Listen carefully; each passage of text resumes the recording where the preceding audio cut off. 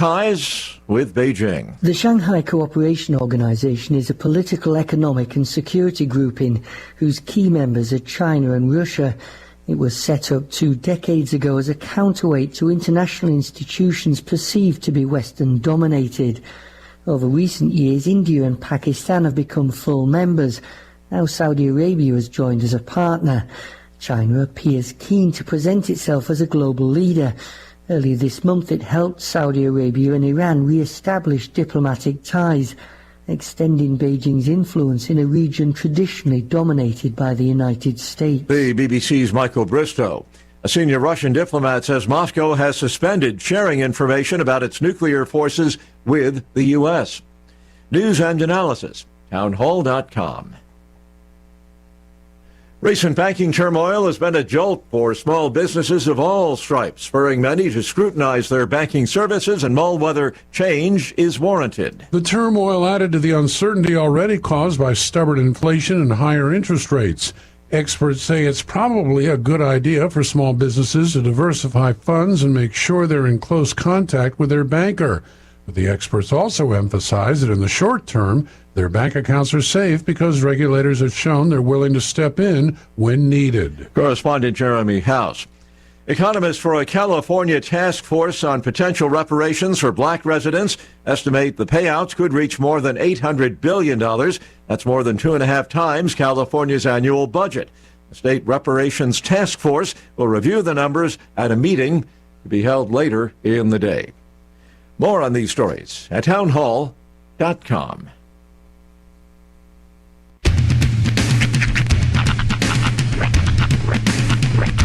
What in the wide world of sports is going on here? I promise you, whatever scum did this, not one man in this force will rest for 1 minute until he's behind bars. Now let's grab a bite to eat. Yeah, come on. I feel the hot wind on my shoulder and the touch of a world that is older. I hit the switch and check the number. I leave it on and then I slumber. I hear the rhythm ringing through it. Flamenco guitar and cumbia music. I hear the talking of the DJ. The devil listen, what does he say? I'm on a Mexican radio.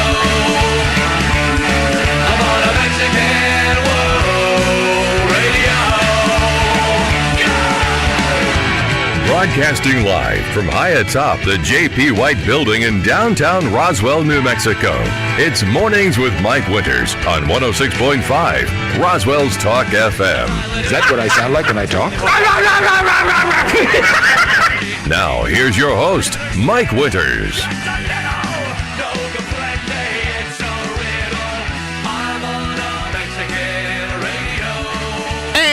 Good morning, one and all. Welcome to Mornings with Mike Winters. I am he. That would be me, Mike Winters. It is. At least some of me. I can see it. Happy Wednesday, everybody. It's a rough evening for you. I've left parts of me all over Roswell. Leaving a real imprint. Yeah.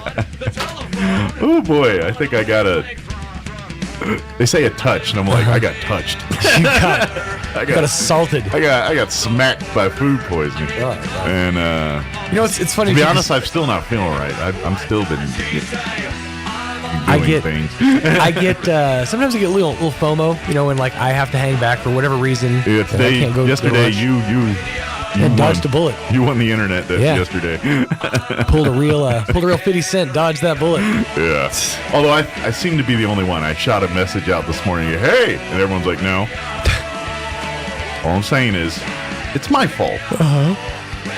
My addiction to seafood. Sure. Knowing full well I'm in a landlocked state. I was like, we live in Roswell or New Mexico. You went to Artesia. That's even further. But for some reason, I feel like Artesia is even further landlocked than Roswell is. But it's like It's like a drug addict. I know. You know, my seafood, I gotta have it, even though I'm here in Nuevo Mexico. Right. Mexico. And I paid for it yesterday. Yes. So, and still paying for it, to be honest. Bummer. So, today's not going to be a very productive day for me. I'm going to just do what I got to do and then lay low the rest of the day. You can get us through mid-morning. I think I can steer the ship the rest of the way. There we go. So, needless to say, thank God it's not Friday. I don't want to eat. I don't even talk about it. Delicious. Oh. Hey, Mike, you want a blueberry and cream pie? No, what's funny is, and I actually heard him in here do it when we were talking in the group chat. I asked, did anybody else have what you had? And Mike just said, no, I had shrimp. And literally right after he sent that, he said, that disgusted me just to type that. Just to type that with my fingers. Yeah. Oh, that's man. Right. Yeah, but today, I hate seafood. I bet. Today, not so much. Give me a couple weeks. I'll be back and they're doing the same dumb thing. But so okay, fine. So I'm maybe the only one who wants some Long John Silver's right about now. Yeah, no two-piece fish and chicken for me today. So I'm good. But happy Wednesday to the rest of you. By all means, glutton away, have fun. But to the food poisoned, we don't want it. Right. Just make sure it's properly prepared. That's all. Oh man, I am. Well, put it this way: I'm having a cheap cleanse. Did you now? In what context did you have shrimp? Was it fried? It was. Okay. Well, see that at least you feel like should get rid of some of it. Yeah, undercooked. Unless they fried it in it was fried in pure botulism. Pure botulism. I have no idea. I can't, and I'm not going to say where I ate or any of that stuff because I don't want to do them dirty. But yeah, it just I don't know. It is what it is. It happens, So got to deal with it. Yeah. Move on. Lesson learned, or did it? I don't know. I'm pretty dumb. I keep doing the same things over and over again and expecting different results. So I just now know that water can come out of all sorts of different orifices. Orify? I don't know. Orifices? Yep. The human body is an amazing thing. Anyway, well, happy Wednesday. Yes, welcome to it. Hoping everybody's having a good one. And, I'm still getting people talking about the boxing and everything. So go check it out. The Golden Gloves boxing back at KSVPTV.com from the big state championships this past weekend. We had a bevy of people watch and continue to watch that. So, yes, we did. So definitely want to check that out, especially if you're a boxing fan. You're going to love it. But let me give you the rundown. Yes. We do have a full slate for you. We're going to replay Peggy Bolin with Camp Invention. Joined us yesterday, which is coming up in a couple months here. But this week, the 30th, they have a deadline coming up for saving some coin on camp. So we're going to replay that for you here. In the 8 o'clock hour, could be a number of things. Big Brothers Big Sisters, they normally come in the fourth Wednesday of the month. Of course, we had one of the members move, so the normal person that comes in. Right. There's 5 Wednesdays, so I'm going to think there might be a chance a Big Brother might show up today. But if they don't, I'm going to replay an interview we had early in the month with the folks from Carabelli Dental talking about some of the things they do. And then in the 9 o'clock hour, about 9:15, these folks will be here. American Legion Post 61 will be joining us for their monthly visit, and they'll do that here about 9:15 this morning. So we'll get an update from them, meetings and things coming up. So, and then, of course, we'll have all of your features that include the news of the local variety, national variety, and Wall Street Business Update and all the other good stuff, too. So my son has been, for the last, 3-4 days, randomly walking around all over my house collecting change. Oh, he's got into money all of a sudden. But it's my money. That's the thing. He's just randomly walk around. He'll find a quarter on the floor. He'll just put it. He had 2. His pants were slipping down yesterday because he had 2 bulging pockets full of change. I'm nice. what are you after? I don't know, but it stems from he doing you a favor. He broke his tablet, so his mom took the money out of his piggy bank to pay for the new one. Oh, so now he's trying to why. refill the piggy. But I'm like, are we giving our son a complex? He's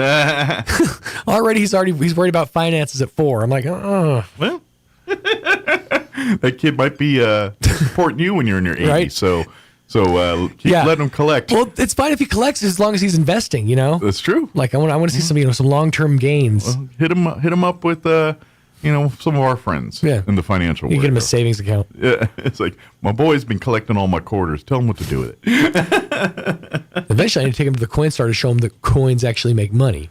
Yeah. Well, because right now they're just random coins that he didn't know the values thereof. Yeah, but I don't think he has a sense. I mean, he knows. It's more the number of them. Yeah, he knows money buys things. He doesn't know how much money buys things. Right. And so he doesn't concept that a candy bar is a couple bucks and a car is a couple $1,000 Right. bucks. He looks at money much the way Roswell Seed looks at bees. Just pounds thereof. He takes his cash by the pound. Exactly. Ooh, that one looks good and heavy. Does he bite him? My son's a prospector. Hey, I did that when I was a kid for no reason because I saw it do them on cartoons. Oh, yeah. So, I did more things I learned on cartoons and I have no reason why I did it. You're not wrong. I did the same. Biting a nugget of what I think to be gold or, to be honest, licking your finger when you turn pages. I've never done that in real life. Really? Only when I am mocking cartoons or mocking I go television. through so many stacks of paper so often that I find myself having to every 3 or 4 pages lick my fingers just in order to never get done that the in my pages. life. Never done it in my life. And I don't know if it's just because I don't know. Have you ever had to quickly rifle through a stack of papers? I have. And how do you do it? Just do it. Your fingers don't get dry? I never noticed the. Well, congratulations with your ever moistening fingers. I gotta be honest. We can't all be blessed with moist fingers like Mike. I've never noticed I just kind of do it. I don't know. Everybody, Mike's hands super supple. No, they're dry. See, I got dry skin. Every time I'm trying to turn a page or whatever, I'll have to lick a finger just to get the friction to turn the page. I just never. Otherwise, it's too dry. Been an I'll issue flip for 4 pages, and I'm trying to intently look through pages. I just never had this problem turning pages, and then when I do, I just fiddle with it and it eventually turns. Now, one page in a book, like if I'm sitting there reading, I'm not going to be like. That's well, that's pompous. cartoons, right? That's what I'm talking about. Just if I'm going along, just quick, Yeah, I've never done that. Moisten of the fingers. I'm not saying I don't feel like a lead or nothing. I just never felt a need to. I just never thought of to do it. I don't know. Fair enough. Well, I mean, I see people. I just think they do it to look important. It's not. Mine is just because my fingers get dry. Yeah. But like I said, Mike's super moist, supple fingers. Or they're just dexterous. I can separate papers That could be really it. well. So, I don't know. Them little nimble things get all the nooks and crannies. Y'all make fun of my tiny hands. My tiny hands are very functional. It is 7:15. Let's go ahead and take a look at the weather page and lick it. I'm meteorologist Jennifer Naramore with your Pecos Valley weather. Dry weather conditions, breezy conditions too, and a warm up all in the forecast. Wall-to-wall sunshine coming our way for today, starting to pick up that southerly wind just a bit, and our highs are ranging from the mid to upper 70s. Cloudy and breezy as the night goes on, our overnight low at 45. Stronger winds from the south on Thursday. We could see some areas of blowing dust. Also, critical fire weather conditions setting up. That's your latest forecast. I'm meteorologist Jennifer Naramore. Thank you, Jennifer. Currently 35 degrees here in Roswell. Humidity is at 29%. Winds currently out of the west at 3 miles per hour. We do have a fire weather watch for tomorrow, actually, March 30th. We'll get to that in a second. That's because of wind and all that. Today, sunny skies, upper 70s today. 77 for a high. Winds will be a little breezy, but not bad for us. Southwest winds 5 to 10 this morning, 10 to 20 for tomorrow afternoon. For this afternoon, I'm sorry. Mostly clear tonight with an overnight low of 42 degrees. Winds will be out of the south, 15 to 20. Those winds will drop down 10 to 15 after midnight.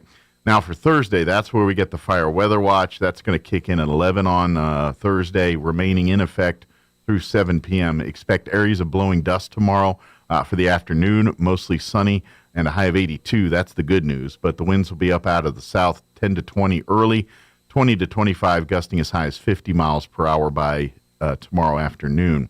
Tomorrow night, we're looking at mostly clear skies and windy, overnight low of 43, southwest winds 30 to 35 miles per hour, gusting as high as 50 miles per hour. We'll see those winds drop down 20 to 25 if that's any comfort after midnight.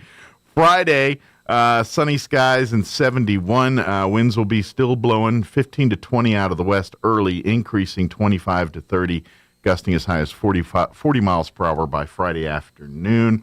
Friday night, mostly clear, overnight low of 34. And then for your weekend, Saturday, sunny skies and 77. Sunny on Sunday as well with a high of 84. All right, it is 18 minutes after 7 o'clock. We're going to take a quick 2.5-minute commercial break, and then on the other side, we're going to play our interview with Peggy Boland, talking Camp Invention. That's on the other side. Don't go away. You're listening to Mornings with Mike Winters. Aaron Watson, live at Greyhound Arena. Hey, it's Aaron Watson. With his full band and all of your favorites. Doors open at 6. Concert starts at 7 on Saturday night, April 29th. Like an old freight train. Check out Aaron Watson at Greyhound Arena in Portales, New Mexico, with special guests Will Bannister and Jenna Polak. Yes, it's never too late to find a new home. Tickets are on sale now at enmu.edu/Aaron Watson or the Campus Union Building. Fast cars, slow kisses.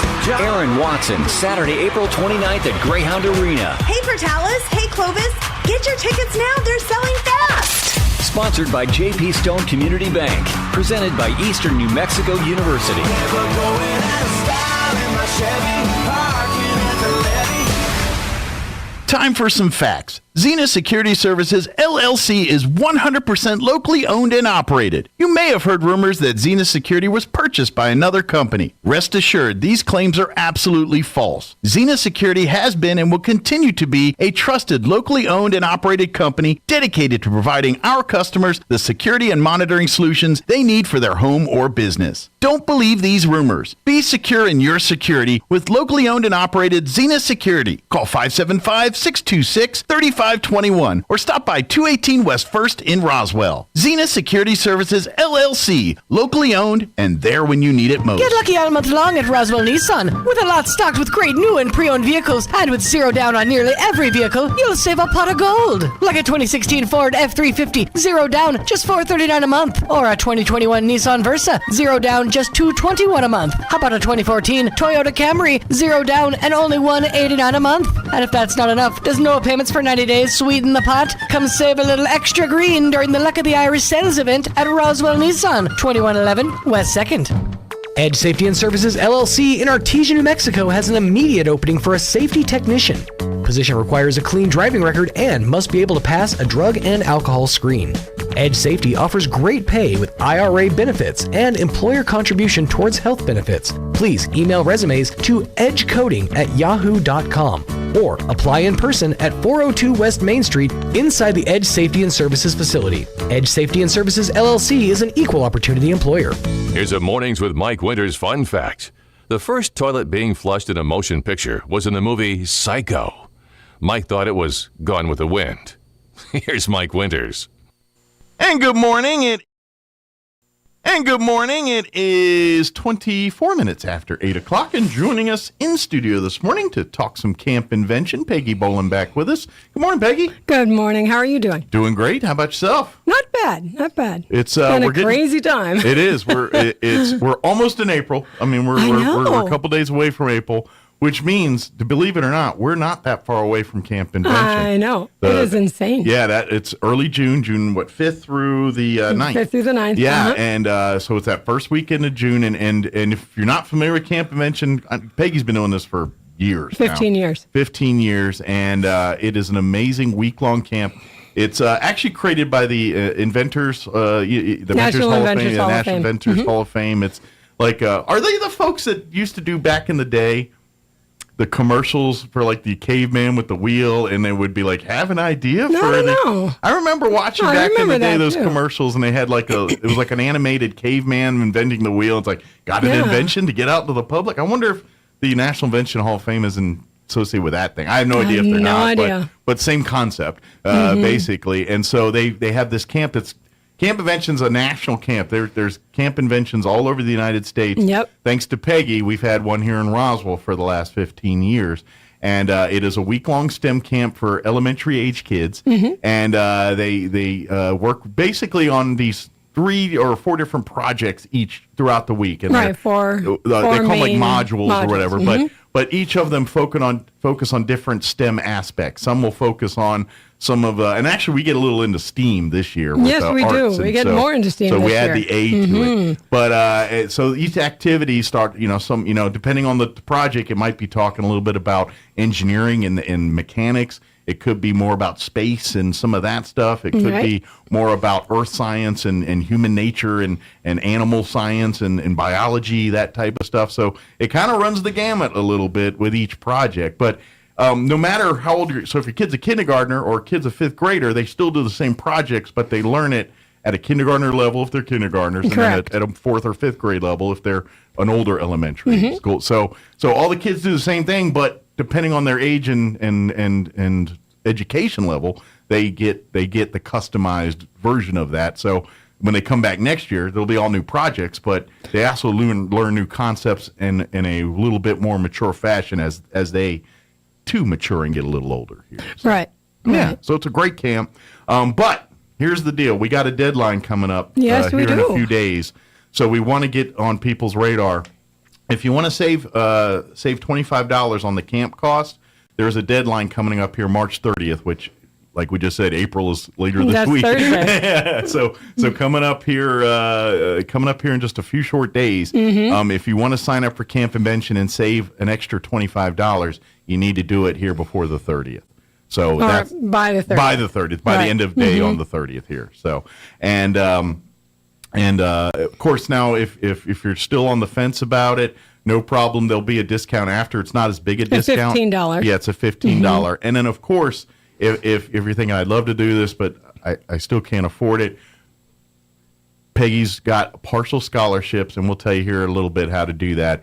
But if you're thinking I want to send my kid to camp, but I can't afford the fee, which is a total cost of $275. $275. So if you can't afford that, which I get it, especially if you got 3-4 kids. Which, Right. by the way, that's next thing you know, you're spending $1,000 to send your kids to camp for a week.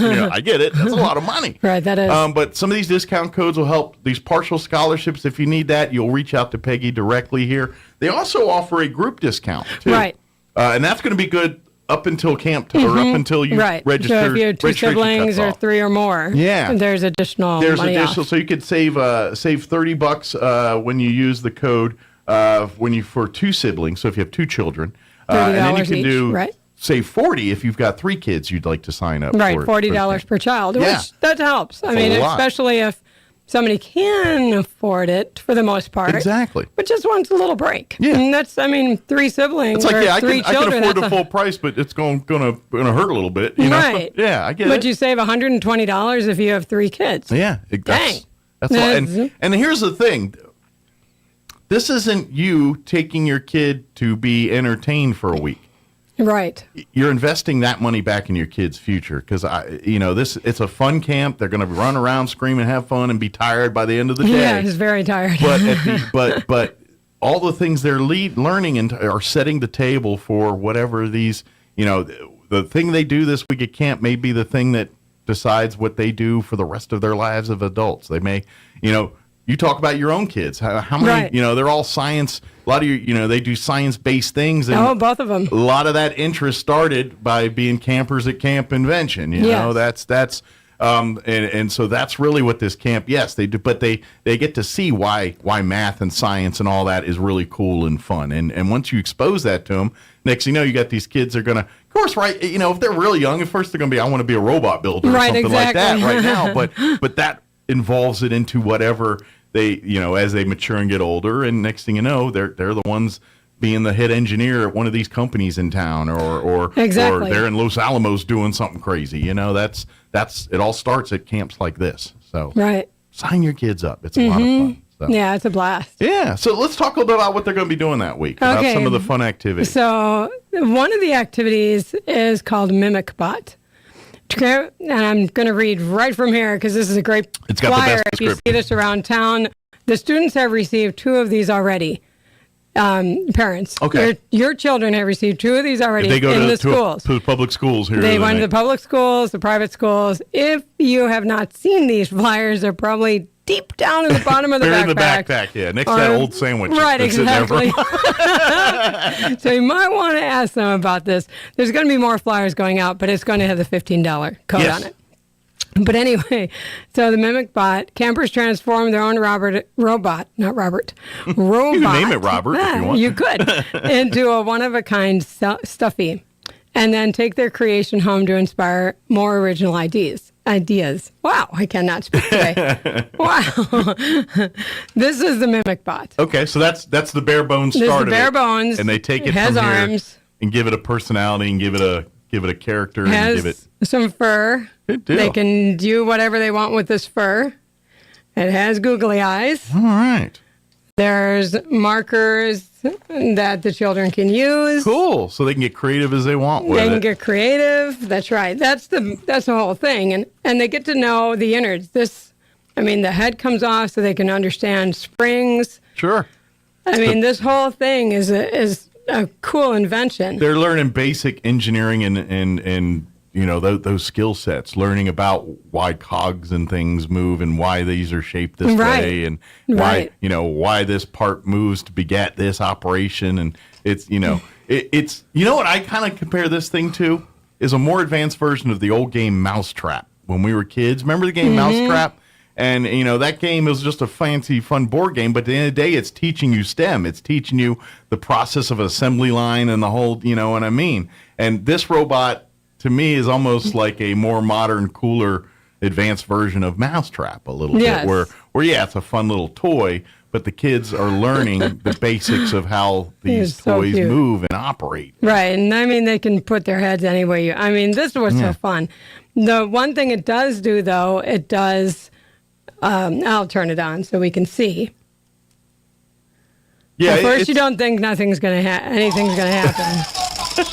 Yeah, it's got enough things where your parents will be good and annoyed by it. But that's kids, man. You gotta have every kid's got to at least have 3 or 4 toys that annoy the nightmare out of parents. Right. And off the table. But it is fun, and what's great about this is there are batteries that can be removed. Okay. And there is an on-off switch. So when you say, "Oh, sorry, we're out of batteries," hey, next time we go to the store. So I can see it as a cool reward. Absolutely. At home. Sure. But I can also see it where the kids are truly enjoying this little Mimic Bot. Yeah. And it's really okay if you see it in pieces on the floor because they're kind of learning and playing with it. So, right. That's part of the fun. So. Right. So, like I said, this is one of the 4 activities. Yes, we're 1/4 of the way there. Right. Another activity is called Catching Air. Okay. When they design their own mini skate park, campers take on ramps and rails in an epic ride through physics, engineering, and art. So that one's really cool because you get a little skateboard, and then they, make ramps and the whole thing. It's kind of weird. I remember when I was a kid, and this was 80s, and there were some of my friends were into skateboarding and that kind of thing. And this was before they had the little toy skateboards. And so I knew guys that basically did exactly what this is and built like little model skate parks. They built their own little things. Now in the 90s, all of a sudden, all these became toys. But I remember guys were literally out of cardboard and paper towel tubes and taking little, like matchbox car wheels and then putting them on these little cardboard. And they were making this stuff. And they designed their own little, I swear. So when I see it now, I'm like, man, that was kids goofing off back when I was like in 5th grade or 4th grade or something. And so now to see that they're saying, hey, no, we're using this to teach kids, some physics, some of that stuff, some more engineering. More science here. And I love it. It's great. Yeah. It's cool. And again, there's art in that one as well. This one is designing. This one, right. Sure, skating. They get to kind of make their own art and graphics and things. Yeah. Exactly. I know. Another one's called Pop-Up Venture. To create their own pop-up shop, campers use green energy and awesome entrepreneurship skills. Nice. So they learn about business. So a little bit outside the STEM kind of thing, going into business management. The money. Sure. And math. Math, that's true. Yeah, math and money. They have to understand, But this one's even a little more life skills because, Exactly. regardless, even if you don't want one iota of science or math I mean, well, math, it's Yeah. there. But science and things, you're not into chemicals and all that. I don't care. It would be very good to know how to manage a business, manage money, that translates. It's because if you're going to live as a human being at some point the rest of your life, which that's the goal, Yeah. you're going to have to learn how to, pay for your food and your house and your, those kinds of things. So teaching that type of responsibility, especially when parents aren't always equipped with that information, Right. And it's not to blame. It's just, if your parents didn't teach you, you don't know.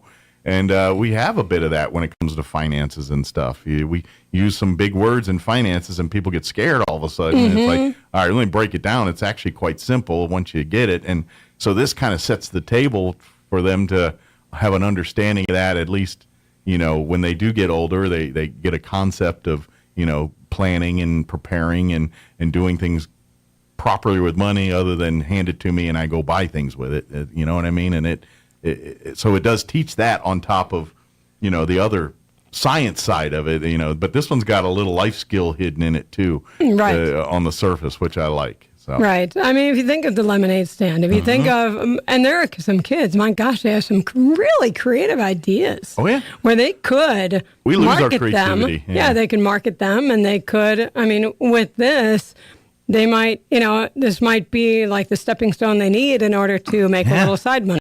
So where the next food or gadget that we need to have was started because they did this pop-up venture in a camp invention. That'd be cool.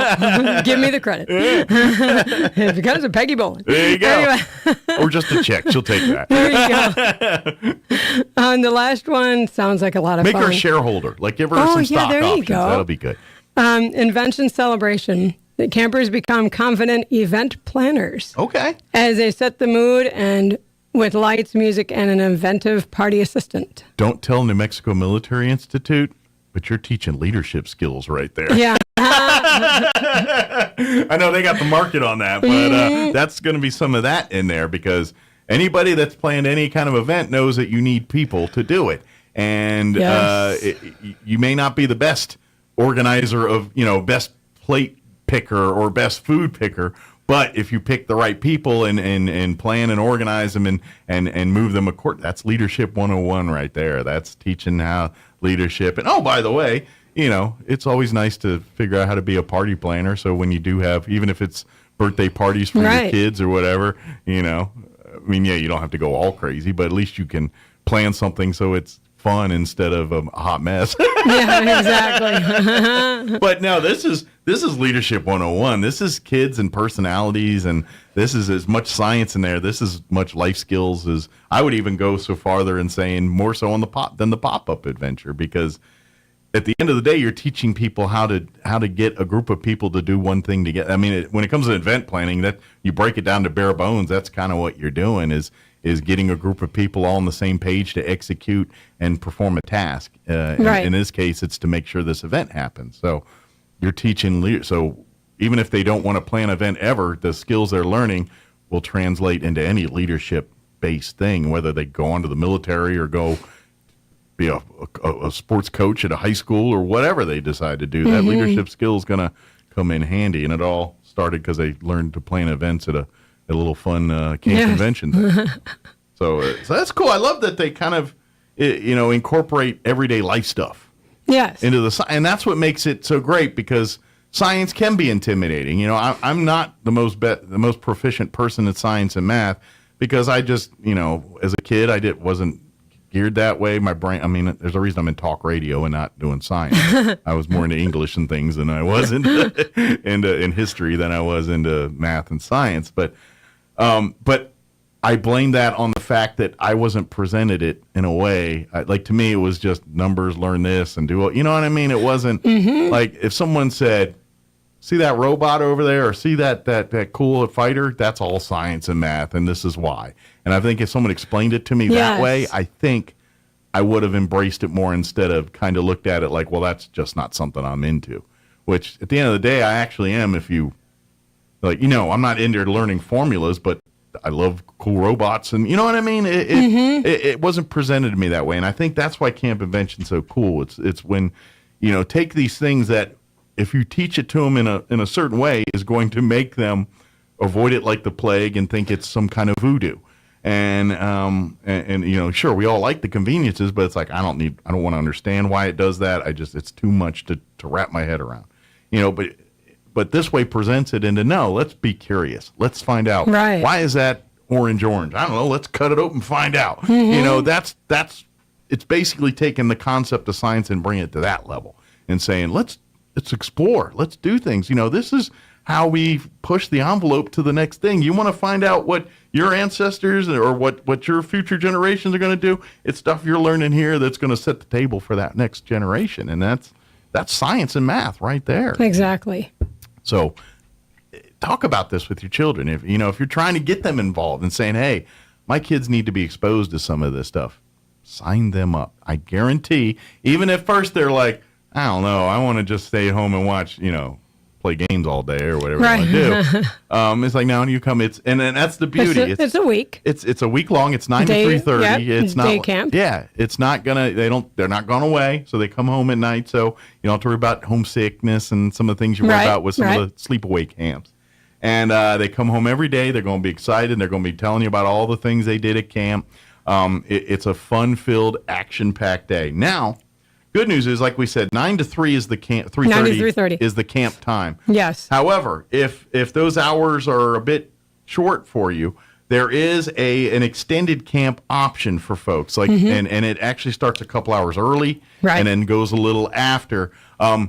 It's not part of the normal camp. You're not missing anything if you don't do it. But for those that choose to do it, they get extra activities and things that they'll work on in that hours before the camp and then the hours after. That way, if you've got to be to work or I don't get off work until 4:30, I can swing, that way you don't have a child in limbo for an hour somewhere. Exactly. And so that's an option. It does cost an additional fee. I think it's $75 or $100. $100. But it's 7:30 to 5:30. And you also get exactly. You're getting extra another 4 hours of camp a day, pretty much with it. So, and by the way, if you don't have to use the whole 4 hours. If it's like, well, I get off at 4, great. Well, we'll pick them up at 4. Definitely. And you can drop them off at 8 o'clock or 7:30 as opposed to 9 or 9:30 here. So definitely. Yeah, it's flexible. Those extended hours are flexible. Friday afternoon, we don't have it though. Yeah, because we're cleaning up. That's the fun day, the show day and everything, and then camp ramps up a little early that day. The camp, again, will be June 5th through June 9th from 9 to 3:30, and it's going to be once again at First United Methodist Church, a couple blocks over here. 200 on, North Pennsylvania Avenue. Thank you again to First United Methodist Church. They are such a great giver of their facilities for folks in our community. I know they've been hosting you for a couple of years here. This is our second year there. Yeah, they of course I know I'm with American Legion. They've been hosting us for years now. They every night there's something going on that's not technically officially with the church there because they just let people. It could be jazzercise one night in there. Right. They're a very good partner of the community. So thank you to First United for once again opening their doors and letting this camp happen. By the way, they do school and everything else there, so it's a really good facility for something like this because they got a lot of space and they do have a lot of classrooms and a lot of nice. resources to do that kind of stuff. So it's a good thing. Now, if you want to do some of your own research, I invite you to go to the website. Invent.org. That is it. /camp, or just Google and Camp Invention. Yeah, you can Google Camp Invention, but invent.org will take you there. And then the first thing you'll see is find a camp near you. It's like a little tab. Click on that, type in Roswell, New Mexico, just in case there is a camp in Georgia, but in the NM. Yeah. And then you'll see all the information for this camp, and then you can sign up directly through there. Now, back to this money thing here. Yes. If you do this before the end of day here on the 30th, and you enter in offer code WONDER25, like there'll be a little box there, you see, enter offer code WONDER, WONDER, the number 25, all one word, and in that thing, they will discount $25 off your camp fee. Correct. But you got to do it before the close of day on March the 30th here. If you have multiple siblings that you would like to sign up for camp, save you more money. Don't use the WONDER25 code. If you have 2 kids that you would like to put through camp, use SIBLOVE30, SIBLOVE, Love 30, all one word, And use that anytime you register for camp. You don't have to wait. It can be even after the 30th here. Mhm. And you're going to save $30 per child. Right. If you got a third child you'd like to sign up for camp. Or 4 or 5. Or 4 or 5. SIB Love 40. And then you will save an additional $40 per child 3 and up. So Mhm. if you got 3 kids, 40 off, 4 kids, 40 off, 30 kids, 40 off. Right, 100 kids, exactly. you get your own camp invention. Thank God love you. and then, of course, after the 30th, there's going to be a Save 15 camp. But we'll worry about that next Yeah. time. Let's just worry about this. Now, if you were listening earlier and need a partial scholarship, if you're thinking, I would love to do this, 25 is not going to be enough for me, or 30 or 40 is not going to be enough. Because it's $275. Yeah, for the entire camp here. Call Peggy Bolin directly. Mhm. And I'll give you the number here in a second. Do not register through Correct. the website. Let Peggy register you, because she's going to talk to you, and she's going to, because of the money thing, if you do it through there, then you've got to pony up the money. But if you do it through her, she can pay through there. They've got an account that sets up through actually Camp Invention. Thanks to many fine donors here. They've got a bank account that's earmarked specifically for Roswell campers that you can donate through the website directly or give to Peggy, and Peggy puts it in there. But either way, so we have a pool of money that's available there right now, Which thanks is- to people over the years donating. Yeah. The Roswell people are wonderful. And so we can help. Now, that being said, because Peggy's wants the family invested in this, she's only offering partial scholarships. Now, Correct. we can help out immensely depending on need and everything else, but she wants you to have skin in the game. She wants you to make sure that your kid comes, because when people are handed things, I mean, this is just a life lesson. It's just not judging or anything. It's just the way life is. When someone's just handed everything and not having to commit to it, they don't always put their heart and passion in, because I didn't put any sweat equity into this a little bit. Exactly. And so even if it's just a couple bucks you got to put in, we want to know that, hey, you're committed too. And that's Peggy's proof that you're just not trying to take advantage of a situation here. You're trying to get you're investing in your kids, and you want to make sure they're going to be there and active participants. And that's kind of the best way we know to help to ensure that's what's going to be happening here. Because we'd hate to give this money and then these kids don't come. Some other kids that really wanted to come now lose that opportunity because someone took advantage of something they truly didn't want in the first place. So that's why you're a little stringent with it here. But call Peggy direct. You can reach her out. Write this number down, 575-420-9955. Again, 575-420-9955. Call her here. And by the way, if you're listening and you're like, and I don't have any kids to send to camp, but I sure would like to help some kids and like to make donations, call me too. Call any little bit, whether you got $20, $50, $10, $1 million, anything, whatever you got. It'd be great. We'll add it to the pot here, and it keeps going over the year. So don't worry, even if we're still talking a couple days out and you just hear it, and it's like, no, don't worry. If we don't use it for this camp this year, we'll use it next year. Kids next year will get to use it for camp here. Yeah, we had a little bit. Not much. Get a little we reserve. actually had a silent auction. Oh, good. So that kind of... And that was during camp. Okay. So and that kind of padded the coffers a little bit. It did, because that money went for this year's camp. So deal. I actually had some money to start with because of last year's silent auction during camp. Okay. So very good. Yeah. So we're kind of... I try to get money as... You know, And let's face it, because we know it gets $265. That's a lot of money for a camp. But if you look at what the kids get, and because all these projects we're talking about, these are all take home. These are things they come home with. They're theirs to keep, and as long as they, don't destroy them, they can use them, as long as they want to. And so they get these things. So it's not like. They're coming away. So that $275 that cost for camp really covers the material, covers the camp itself.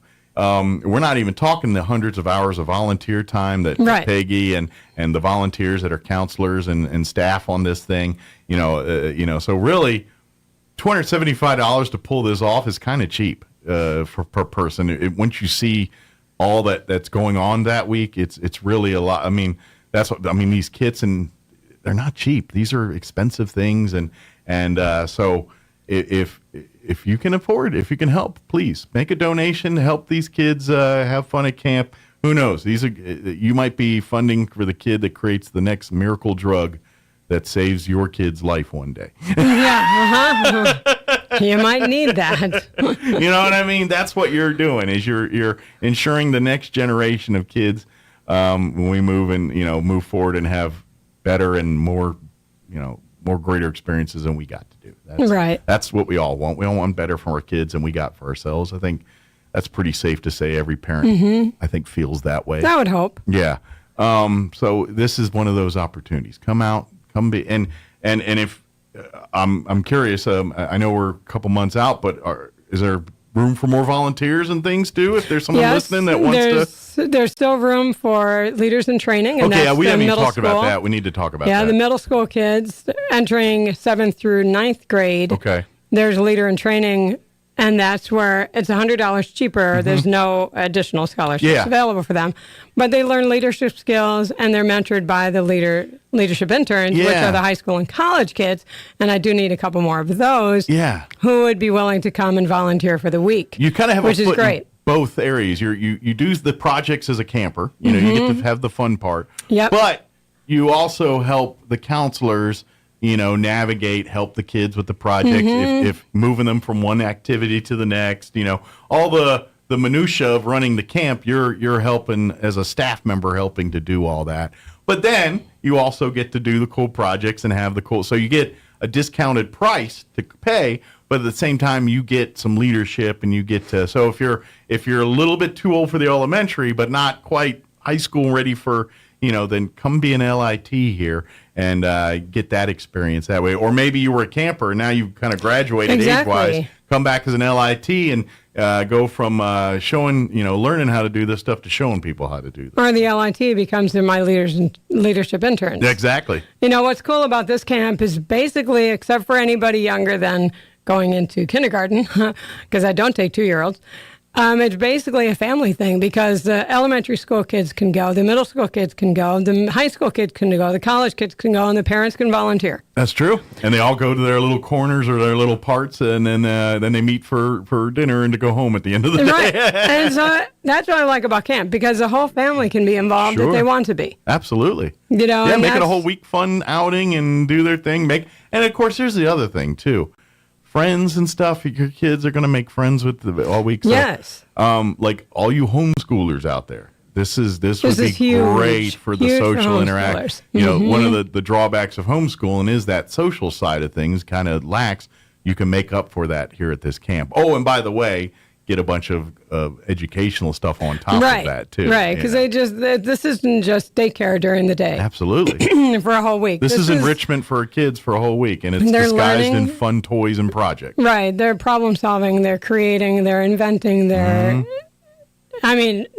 it. When hands-on project. When you and your buddies and friends are out standing out on your property trying to navigate fixing something that broke or something, in essence, that's what these kids are doing all week. They're navigating and figuring out, except for instead of a windmill or a well or something, they're working on these robots and things like that are more toys their level. But this is going to translate to that, when they're older and they're out there, we got something broke down or something needs fixing. Now they're working on that and doing basically what they're learning, playing with these robots, and they're applying that. Later on. And that's what it's all about is you're preparing your children to be good adults and have options and choices and the ability to go in the path that they want to. That's the thing. You could have a kid that's not even into science and math and come to this camp and have an amazing week and then realize they're into science and math and didn't realize they're not into science and math. This is that, if you've got the child that is a little bit resistant to some of this stuff. I think this is the pill in the cheese or in the candy here to it gives them what they need, but it disguised in a way that they think it's fun and entertaining, and which it is. But oh, by the way, we learned you something here, and that's what the great thing about it. So please sign up your kids. Call Peggy if you need help here with scholarship or anything like that. They can also email me. Yes, P. Bolin PBohlin2016@gmail.com. That's the letter P, BOHLIN, all one word there. 2016-2016 and shoot an email to that. She'll reply back as soon as possible. Right, and 575-420-9955 Yes, for anyone who needs partial scholarships or would like to donate. Yep. I can tell you, exactly where to what send to the money do and I don't take any cash. There's Gotcha. no cash. You don't exactly. It's going to be check, money order. Something that's trackable, something that keeps everything transparent. Exactly. That's why. Exactly. But don't forget, 575-420-9955, pbohlin2016@gmail.com. Invent.org is the website. Go learn. If you want to read more about what we're talking about, read more about the Inventors Hall of Fame, all of that is at invent.org. You can learn more about the camp, the history, how it got started. If you're wanting some kind of background details, you'll find it all at invent.org. Spend you a little time doing some reading. And then when you do all that, sign on up. But don't forget, Wonder25. If you want to save $25 off the code or off the total fee, use that code here before the end of day, March 30th. Right. And on the website, they can also see little YouTube videos of each of those modules. Okay, so you can kind of see what it looks like instead of us trying to explain it to you. Right. You can actually... Right. They have little YouTube videos, which is really handy. I'm like, that's cool, because I watched them. Pictures and video work better than words sometimes. In this case, it's... Right. And the kids are always like, oh, that's so cool. Exactly, yeah. It's the wonder moment. It's like, I want one of those. Well, come on to camp. So this camp, remember, is for children entering kindergarten to entering 6th grade if they're going to be campers at Camp Invention. Yep. So pretty much if you're in elementary school, that you're qualified there. All ages through there. Well, thank you, ma'am, as always. Thank you. We'll see you here next time, and as the next window here to remind folks to get signed up for camp. Signed up, yep. And take care. Don't work too hard. I don't know what that means. I know. It's easier said than done. All right, thank you. Thank you. All right, it's closing on 8:58. Quick break. Valley News Update. I'm Jared Cirillo. The proposed Eddy County budget right now includes a pay raise for every county employee. Finance Director Roberta Gonzalez presented her proposed budget Tuesday to the Eddy County Commissioners.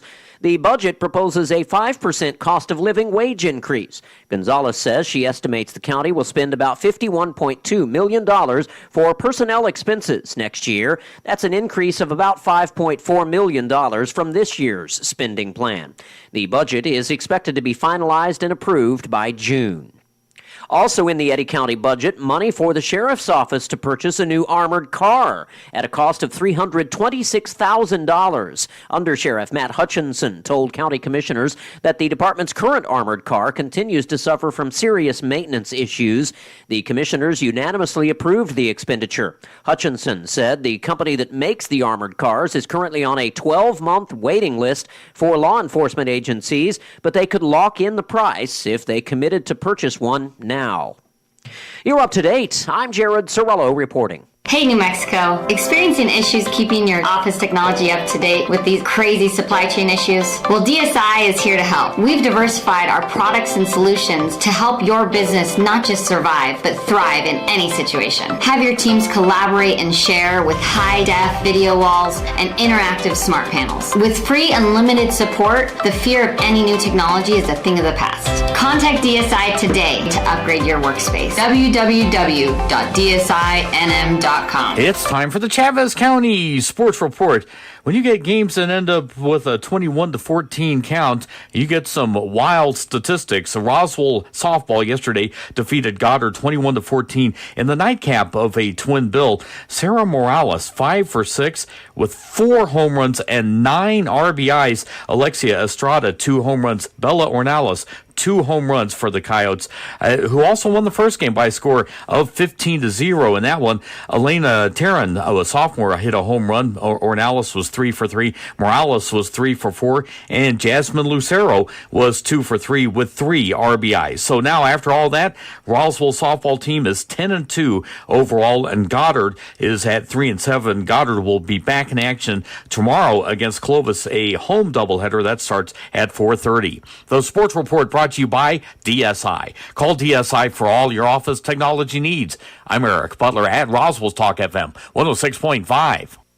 With the Wall Street Business Report, I'm Bill Alexander. A top U.S. regulator told a Senate panel on Tuesday that Silicon Valley Bank executives did a terrible job of managing risk before the lender collapsed, as lawmakers demanded to know why warning signs of trouble were missed. In the first congressional hearing into the sudden collapse of two U.S. regional lenders and the ensuing chaos in markets, the top banking regulator at the Federal Reserve criticized Silicon Valley Bank for its lack of a chief risk officer. FTX founder Sam Bankman-Fried was charged with directing $40 million in bribes to one or more Chinese officials to unfreeze assets relating to his cryptocurrency business in a newly rewritten indictment unsealed Tuesday. The charge raises to 13 the number of charges Bankman-Fried faces after he was arrested in the Bahamas in December.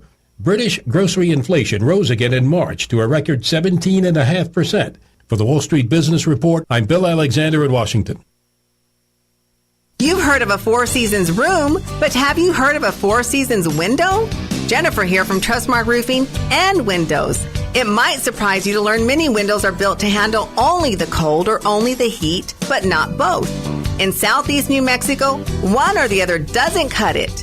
That's why Trustmark windows are built to handle our Four Seasons climate, the scorching summers, the bone-chilling winters, and everything in between. Special glass coating blocks extreme UV rays. A stout frame prevents warping from the extreme weather changes. And insulated glass is like putting your home in a giant styrofoam cooler in the winter and keeps cold out and warmth in. And in the summer, it keeps heat out and cool in. For our Four Seasons weather, get Four Seasons windows. Call today for your no-obligation spring window assessment. 575-755-7663 or visit TrustmarkRoofPros.com. Trustmark Roofing, we put people first. Join Hot New Country 92.9 The Brand and Fiero 106.1 for a special live broadcast this Saturday at Roswell Honda. Double Up Days are back at Roswell Honda, and that means double your refund up to $2,000, and that means up to $4,000 towards your next new vehicle. We'll be on hand from 10 to 1 with free hot dogs and ice cold Pepsi products. Plus, get signed up to win one of 3 mystery cash bags worth up to $300. Drawing at 1 p.m. must be present to win. See you Saturday, 10 to 1 at Roswell Honda, 2177 West 2nd. Roswell's home for talk radio is 106.5 FM, KEND Roswell. The U.S. to invade Iraq more than 20 years ago. A single bill, S-316, would revoke the authorizations for the use of military force that allowed the U.S. invasions of both Kuwait and Iraq. Lawmakers in both chambers of Congress and both parties are warming to the argument the authorization has outlived its purpose and should be repealed.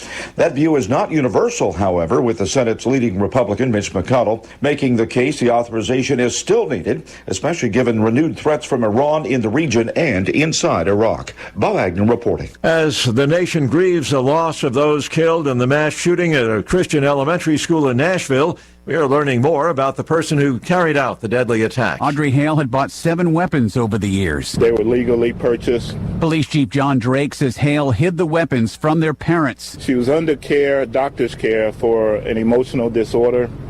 Law enforcement knew nothing about the treatment she was receiving, but her parents felt that she should not own weapons. Drake says they're still looking for a motive, but the shooter had a detailed map of the school. There was not any particular student that she was looking for at the time of the incident. I'm Ed Donahue. The Huntsville, Alabama police chief is asking for prayer. Terry Giles says 2 of his officers were ambushed while answering a 911 call. One of the officers was killed, the others in the hospital. One of Senator Rand Paul's staff members survived a brutal attack in the streets of D.C., stabbed multiple times. Police say the assailant was recently released from prison after doing time for forcing women into prostitution. Watching Wall Street, the Dow's up 245 points, the NASDAQ 166 points higher. More on these stories at townhall.com. Tens of thousands affected by the toxic water at Camp Lejeune are left with death, cancer, Parkinson's, dementia, birth defects, and other serious illnesses. And along with the harm, so many worries. My family drank the Camp Lejeune water. What if our health gets worse and we need more financial help? How do I protect my VA benefits and get the compensation I deserve and need? The answer is simple. Call James Harris Law, the experienced, trusted law firm that can get you significant and compensation while protecting all your VA benefits. We're already fighting for hundreds of Marines, families, and civilians who drank Camp Lejeune water. But if you miss the deadline, you could forever lose your right to the justice you deserve. So call our Camp Lejeune legal. Everybody wants cheap airfare, but where do you find it? You call low-cost airlines. Their prices are direct from the airlines, and they're so low you can't find these fares published anywhere. They specialize in cheap flights, discount hotel rooms, cheap car rental rates, and great package deals anywhere around the world. Wherever you want to go, they can help you get there cheaply and with a best price guarantee. If you want the lowest prices on your airline tickets or other travel services, call now.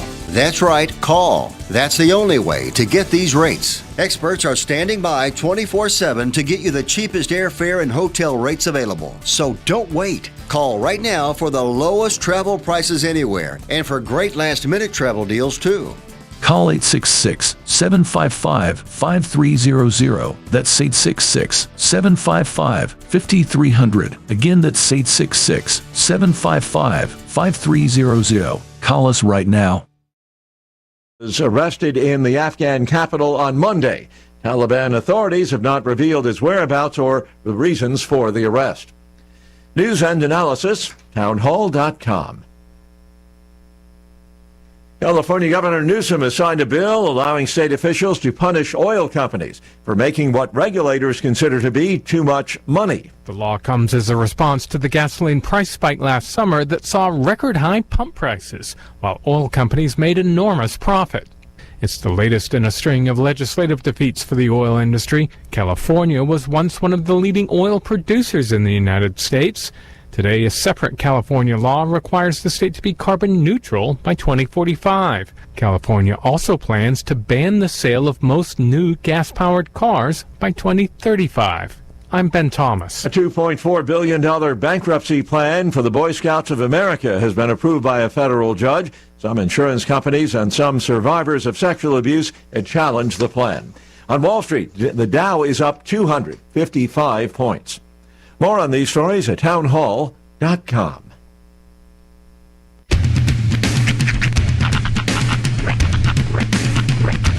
What in the wide, wide world of sports is going on here? I promise you, whatever scum did this, not one man in this force will rest for 1 minute until he's behind bars. Now let's grab a bite to eat. Yeah, come on. I feel the hot wind on my shoulder and the touch of a world that is older. I hit the switch and check the number. I leave it on and then I slumber. I hear the rhythm ringing through it. Flamenco guitar and cumbia music. I hear the talking of the DJ. The travelers said, what does he say? I'm on a Mexican radio. I'm on a Mexican radio. Broadcasting live from high atop the J.P. White Building in downtown Roswell, New Mexico.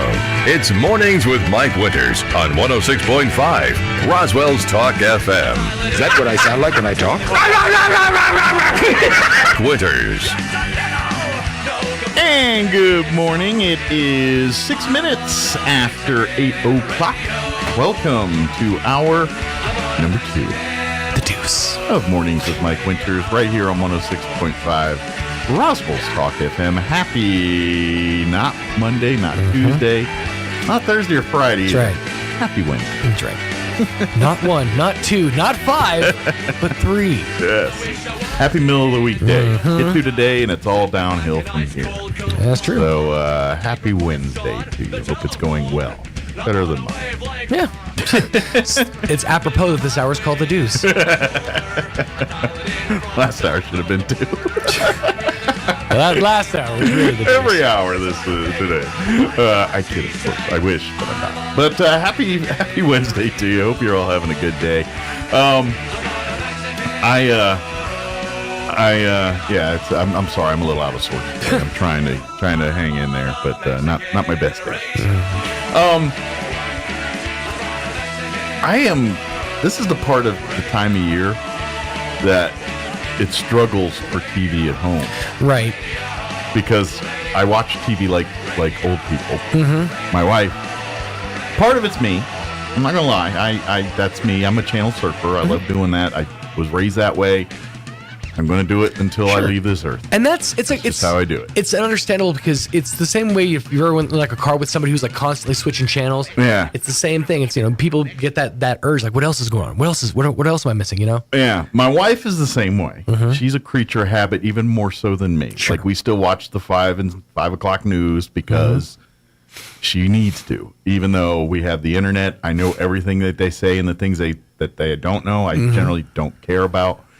I don't need to know everybody that got in a car accident in Albuquerque every day. I just don't need to know that. My wife does, so we watch it. Right. But here's the problem.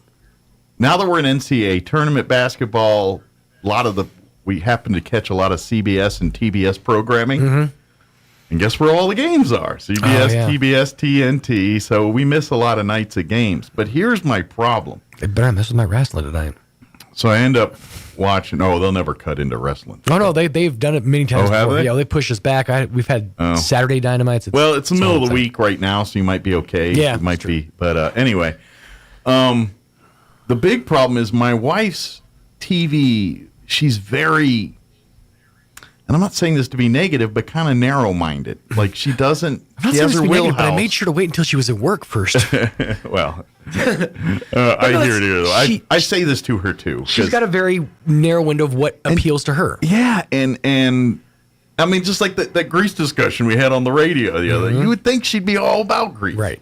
She's not, and I'm like, what do I got to get you to watch something that we could at least sit through, so I don't have to watch Big Bang Theory or Everybody Loves Raymond for 3 hours every day, So this is a good opportunity for you to explore Pluto, not the dwarf planet. Yeah, I've seen it. Because it offers a plethora of just different block programming. So you can go to the Dog the Bounty Hunter channel. But what I recommend, this is what I recommend. Don't go to the guide, because you go to the guide, you can see what all the channels are. Do this with Kim. You and Kim sit down and just start channel surfing and see what you find. Right. Like there's that Judge Judy channel that's that Pluto or is that another one? It's probably Pluto, and then I use Samsung Smart TV or whatever. But I know there's that, and I know they got those, like you said, the Dog the Bounty Hunter channel, and it's the new Judge Judy with her pink robe and her grandkid and all that. Like one of the things that I landed on recently, and this has become like our lunchtime thing is it's a channel called Always Funny, and it's just like fail videos. It's just like people getting hurt in various different ways. She's I don't know if she'd be down for that. She likes structure. She likes and to me, unless I have to sell her something on Netflix, like, hey, you should check this out. Let's check. Like the one I'm trying to get her to finally greenlight on is Ted Lasso. Like, I know she doesn't like soccer. I don't like soccer. Right. You don't have to like soccer to like that show. Ted Lasso, the character, is what sells it. And you can't help but not love Ted Lasso by the time you finish watching the show. Have you tried shrinking? I have. No, have you tried it with her? No, I haven't. I need to. Because I feel like that's maybe something that's right up her alley. But it might be slow for her because she's very weird. Like that. Now, Lucky Hank's slow for me too. But she's all out on Hank. And I'm afraid that's going to happen to her with shrinking. Good news is the dialogue in shrinking's better. Like Harrison Ford's a good actor. So you need something that's kind of quicker, that's kind of more upbeat. Like she liked Sons of Anarchy, but hated it by the end. Like she loved watching it, but by that last season was so messed up, she was out. Walking Dead, she kind of liked for a minute, but she was way out. But like, how does she feel about comedy? She likes some comedies. Like, I don't know. She's an enigma, man. This is going to be a tough one, a tough sell, admittedly. But what about Always Sunny in Philadelphia? She would not be down for that. You don't think? No, she's not into that. Like, her humor, my humor are not the same. I feel like that's something. And if there's things in there I cringe over, she would completely. And Sunny has it. Sunny's funny, but there's moments you're like, oh, they went there. Oh, yeah, no. No, the whole scene where Charlie throws up blood on the woman in the car. Yeah, she would be out on that. That's not her type of humor.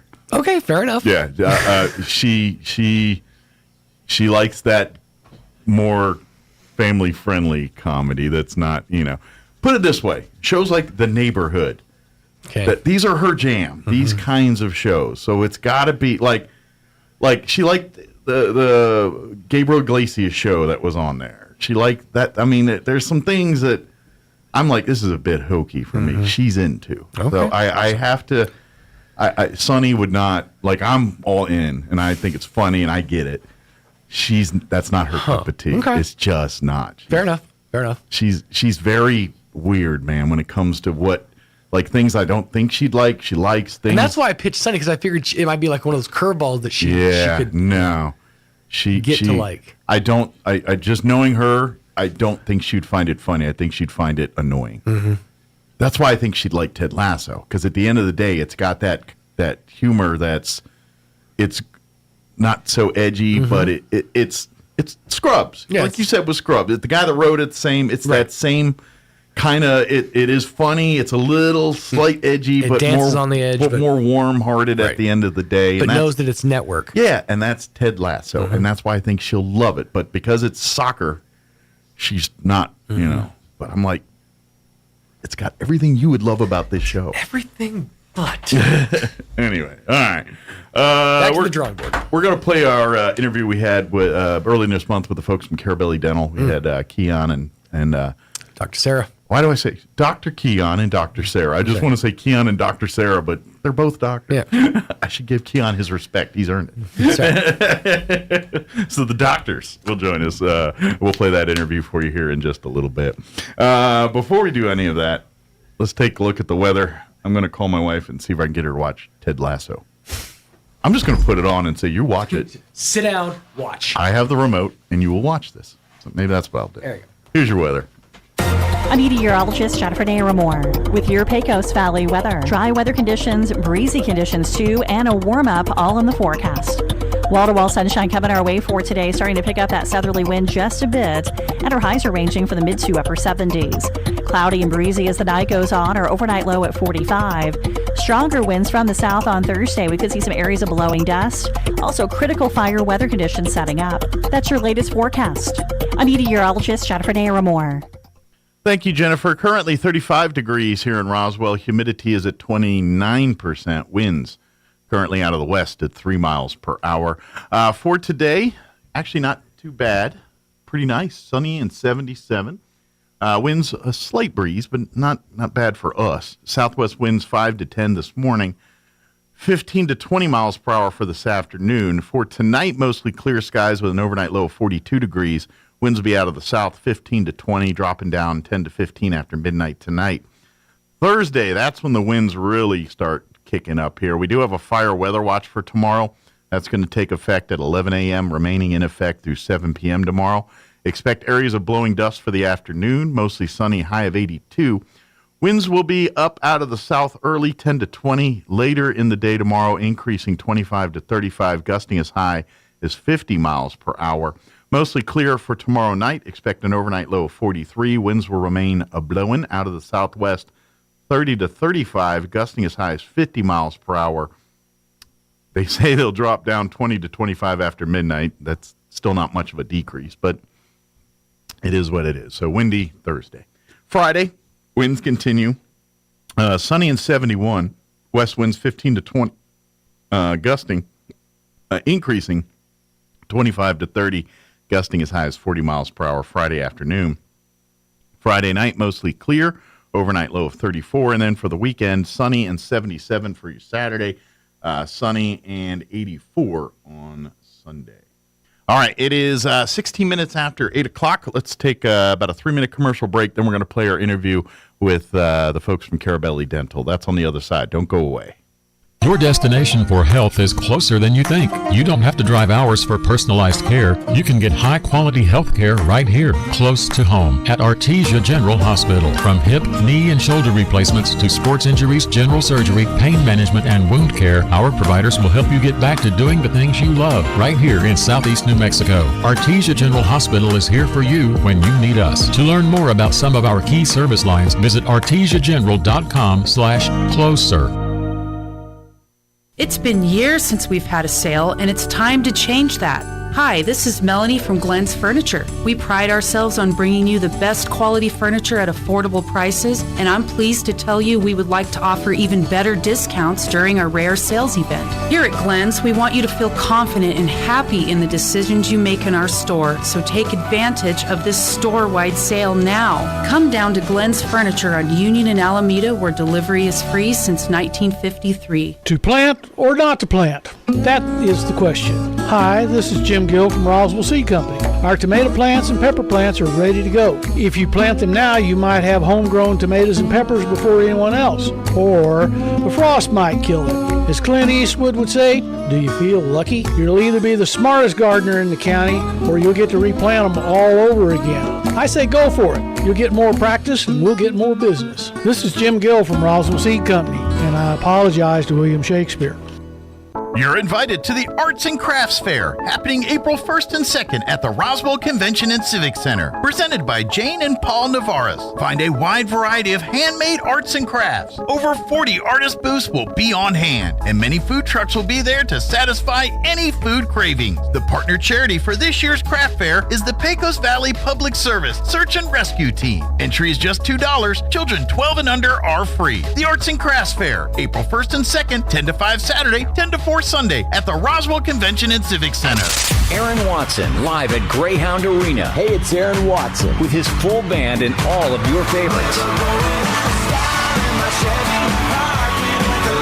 Doors open at 6. Concert starts at 7 on Saturday night, April 29th. Check out Aaron Watson at Greyhound Arena in Portales, New Mexico, with special guests Will Bannister and Jenna Paulette. Yes, it's never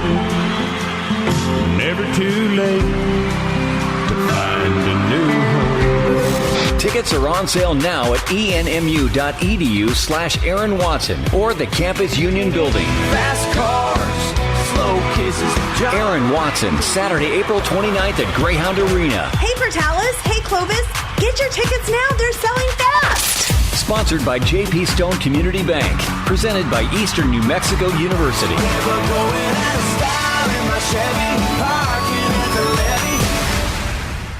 Here's a Mornings with Mike Winters fun fact.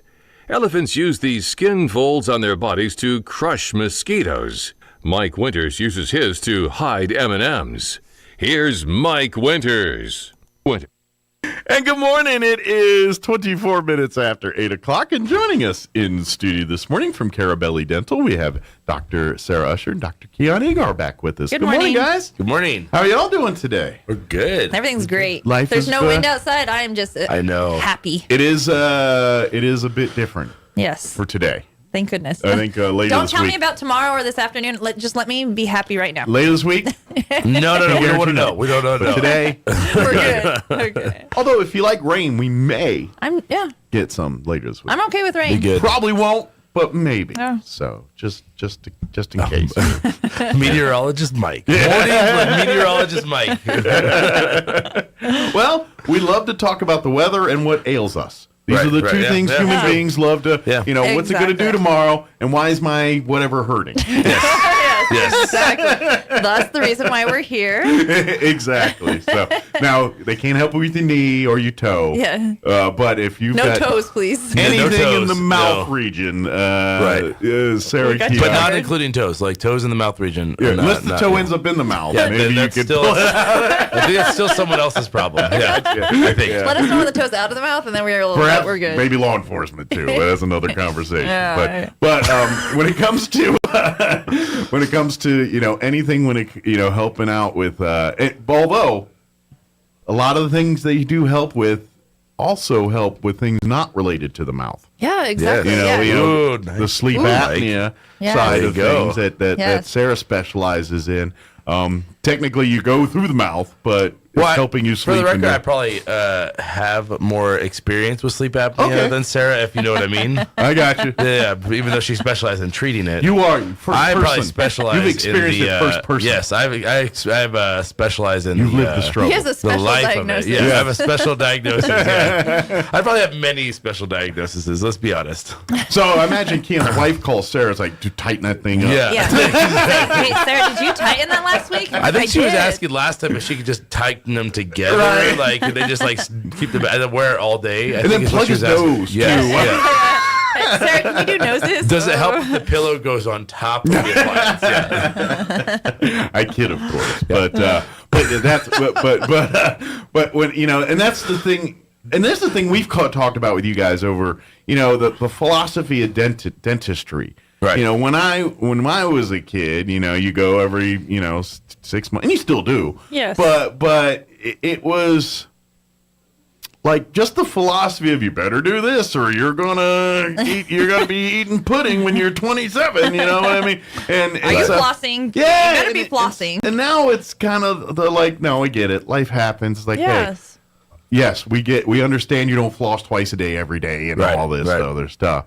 We just want to make sure your mouth's healthy, happy, clean. Well, and there's so many things that that time passes by so quickly. Life happens, and by the time it, there's a tooth hurting or something's happening or your kid's wisdom teeth are coming out and it's like, hey, we need to take care of this. So, even though life goes by and, we're still there to help in those situations where we can, we offer sedation, treatment so people can be sedated. They can literally kind of take a nap while we're getting all the surgery done. And I get it. It's not natural to put a metal hooky thing in your mouth. Exactly. It's just not something unless you're a do. fish. Who wants to experience that? Exactly. Seriously? So I get that some people are uncomfortable with it, and that's why you can help out with them. And Exactly. And a lot of times it's not, it's like one of those things that I heard the saying one time that was, there's only one day a year you can change, right? And it's today. And the rest of you can't change, right? And you can't change the past, so things happen. I mean, I think a lot of the patients we see are patients who, like, for example, we see a lot of people who, they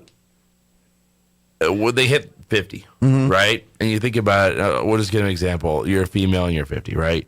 You've had kids. So what did you focus on? Raising a family. Exactly. Yeah. your family, Supporting a home, and then your kids grow up and then you're dealing with teenagers. So you're not really, your life is just, you're spending all this time on them and then they start having kids. Then you're suddenly grandma. I'm not saying by 50, but I'm saying in general, you see this but what do they do? It's like this constant putting themselves second, always putting the other people first, making sure the kids get to their doctor's appointment, their dental appointments, their grandchildren do. It's Mom like and dad always sacrifice when it comes to the kids. It's at least, true. And then they come in and they're super, they're embarrassed. I'm like, it's nothing to be embarrassed about. The reason you ended up here is not because you're a bad person, or you did bad neglect. It's because it's not neglect. No one chooses to do something bad. Like no one makes a mistake. Like errors don't happen. Like no one is doing it. Something I'm to doing affect something bad. them, right? Something bad to hurt themselves. It's like they just, hey, look, I made a decision here. I tried to make the best decision I can. And I just, neglected myself. And heredity and your DNA comes in a lot of play into your dental history, just like your regular mental history.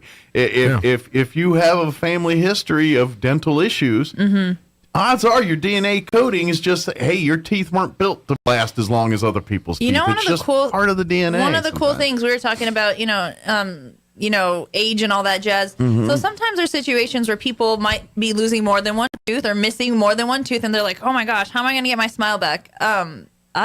This is amazing stuff Dr. Agar is doing. So he's literally putting full smiles back in people's mouths. So everyone knows what dental implants are these days, right? So he can harp on this a lot more clearly than I can. But long story short, he's essentially using these implants to hold in a set of teeth that people don't have to take in and out. They stay in, they smile, they chew, they function. They're just teeth that you didn't get born with. Yes, That's the only difference. it's the smile you had when you were 18 years old and you want it again. And you don't want the in and outs of a denture. You don't want it to fall out at lunch.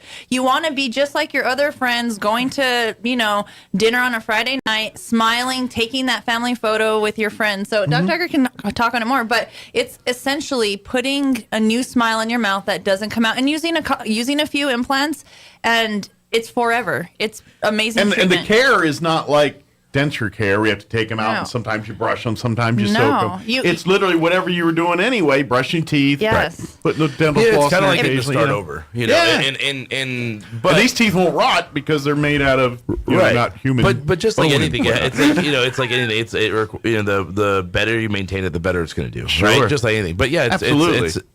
That's probably one of my favorite things is being able to do that. That's just a fun. And I'm guessing the biggest trick nowadays is trying to build them so that your mouth feels the same as it did, and they do prior going in. Yes. Sometimes when you get dentures, and that's always the thing, is like, It doesn't So feel like it's natural to me. The thing about dentures is that, and dentures are a phenomenal treatment, and And they work for some people. We do a lot Yeah. of great denture treatment, and we're really successful with our patients. Our patients are phenomenal. The technology's people. a lot better. Yes, but everyone has a different need and a different desire and a different. There's a different treatment plan for everyone. But when we're talking about these these cases with the new teeth that don't come out for some people, there's the difference between a denture and what Dr. Agar is doing is the palate stays open, so they don't have this gag reflex issue. They don't have these issues of food getting stuck places. Gotcha. So that's You're literally just dealing and with then the your teeth. taste buds also stay functioning just as if they would with natural teeth. So that's one of the differences, and to some people, some of the benefits, right? Makes sense. Because it's not bulky. It's Absolutely. just if you feel your teeth around, with your tongue as right now around your mouth, that's how these teeth feel. They're not as constricting in the mouth. Okay. Another thing is, you're mentioning technology. The technology of doing dental implants to replace teeth has been out for almost 2 decades, right? But it's gotten better But over what it time. looks like today and what we do now, there's still a lot of people who do, and I really, and within the dental community, I'm really involved in the implant world and the surgery world. But I get on dentists. I'm like, hey, why are you doing this way still? Why are we doing this way? Because it's barbaric. It's ancient But the technology. technology we have now, we used to be what we can do now and how we can replace teeth. It's just awesome. Sure. Just Dr. the Agar materials is we have. literally printing and preparing and sculpting and staining and Why do you making do all these that teeth. here? Huh? Yeah. Because a lot of times that was all sent off, right? Like Yes. if you go get dentures, there's a company that makes dentures, and then they take 6 months or whatever. and- Yeah, so we've taken this very Way seriously in the past, few years, and we have the technology to. Dr. Agar literally has the technology to put these teeth on for people in one visit. Once the planning is done, once all the conversations have been, Interesting. all the goals have been created. This is a very wonderful treatment. I know it's nothing like this, but as soon as you tell me this, I just got this image of Keon in a wood shop. Yeah. But with Just a little chisel. Yeah, and he's and got some kind of files. thing on his head with a big magnifying. Yes. And he's just Yes. making teeth. He's Yes. putting in painting in the Well, little I usually have the nooks and elves. crannies. The elves usually go paint. Yeah, and in the workshop, the elves usually do the painting. Yeah. It's just he's some kind of teeth artisan or something. He's in there. That's not far-fetched. I'm telling you. You should see these literally beautiful teeth. But I would never think that's dentist like what you It's do. true. That's like. But it's not I think something- you're the person that you walk in. It's like, all right, let me look, spit in the cup, Right, you know, right. do the dentist stuff. I don't. Dentist stuff. But doctors are doctors, but they're not making the leg. You know what I'm saying? Yeah. And that's The where I'm benefit like, this is about different. dentistry is that we have that opportunity to be as hands-off or as hands-on as we want, Gotcha. right? And the reason and part of the benefit of Dr. Agar being so hands-on with this is he sees the patient's goal. They talk about it. He sees the production of creating these teeth, and then he says, "I love it.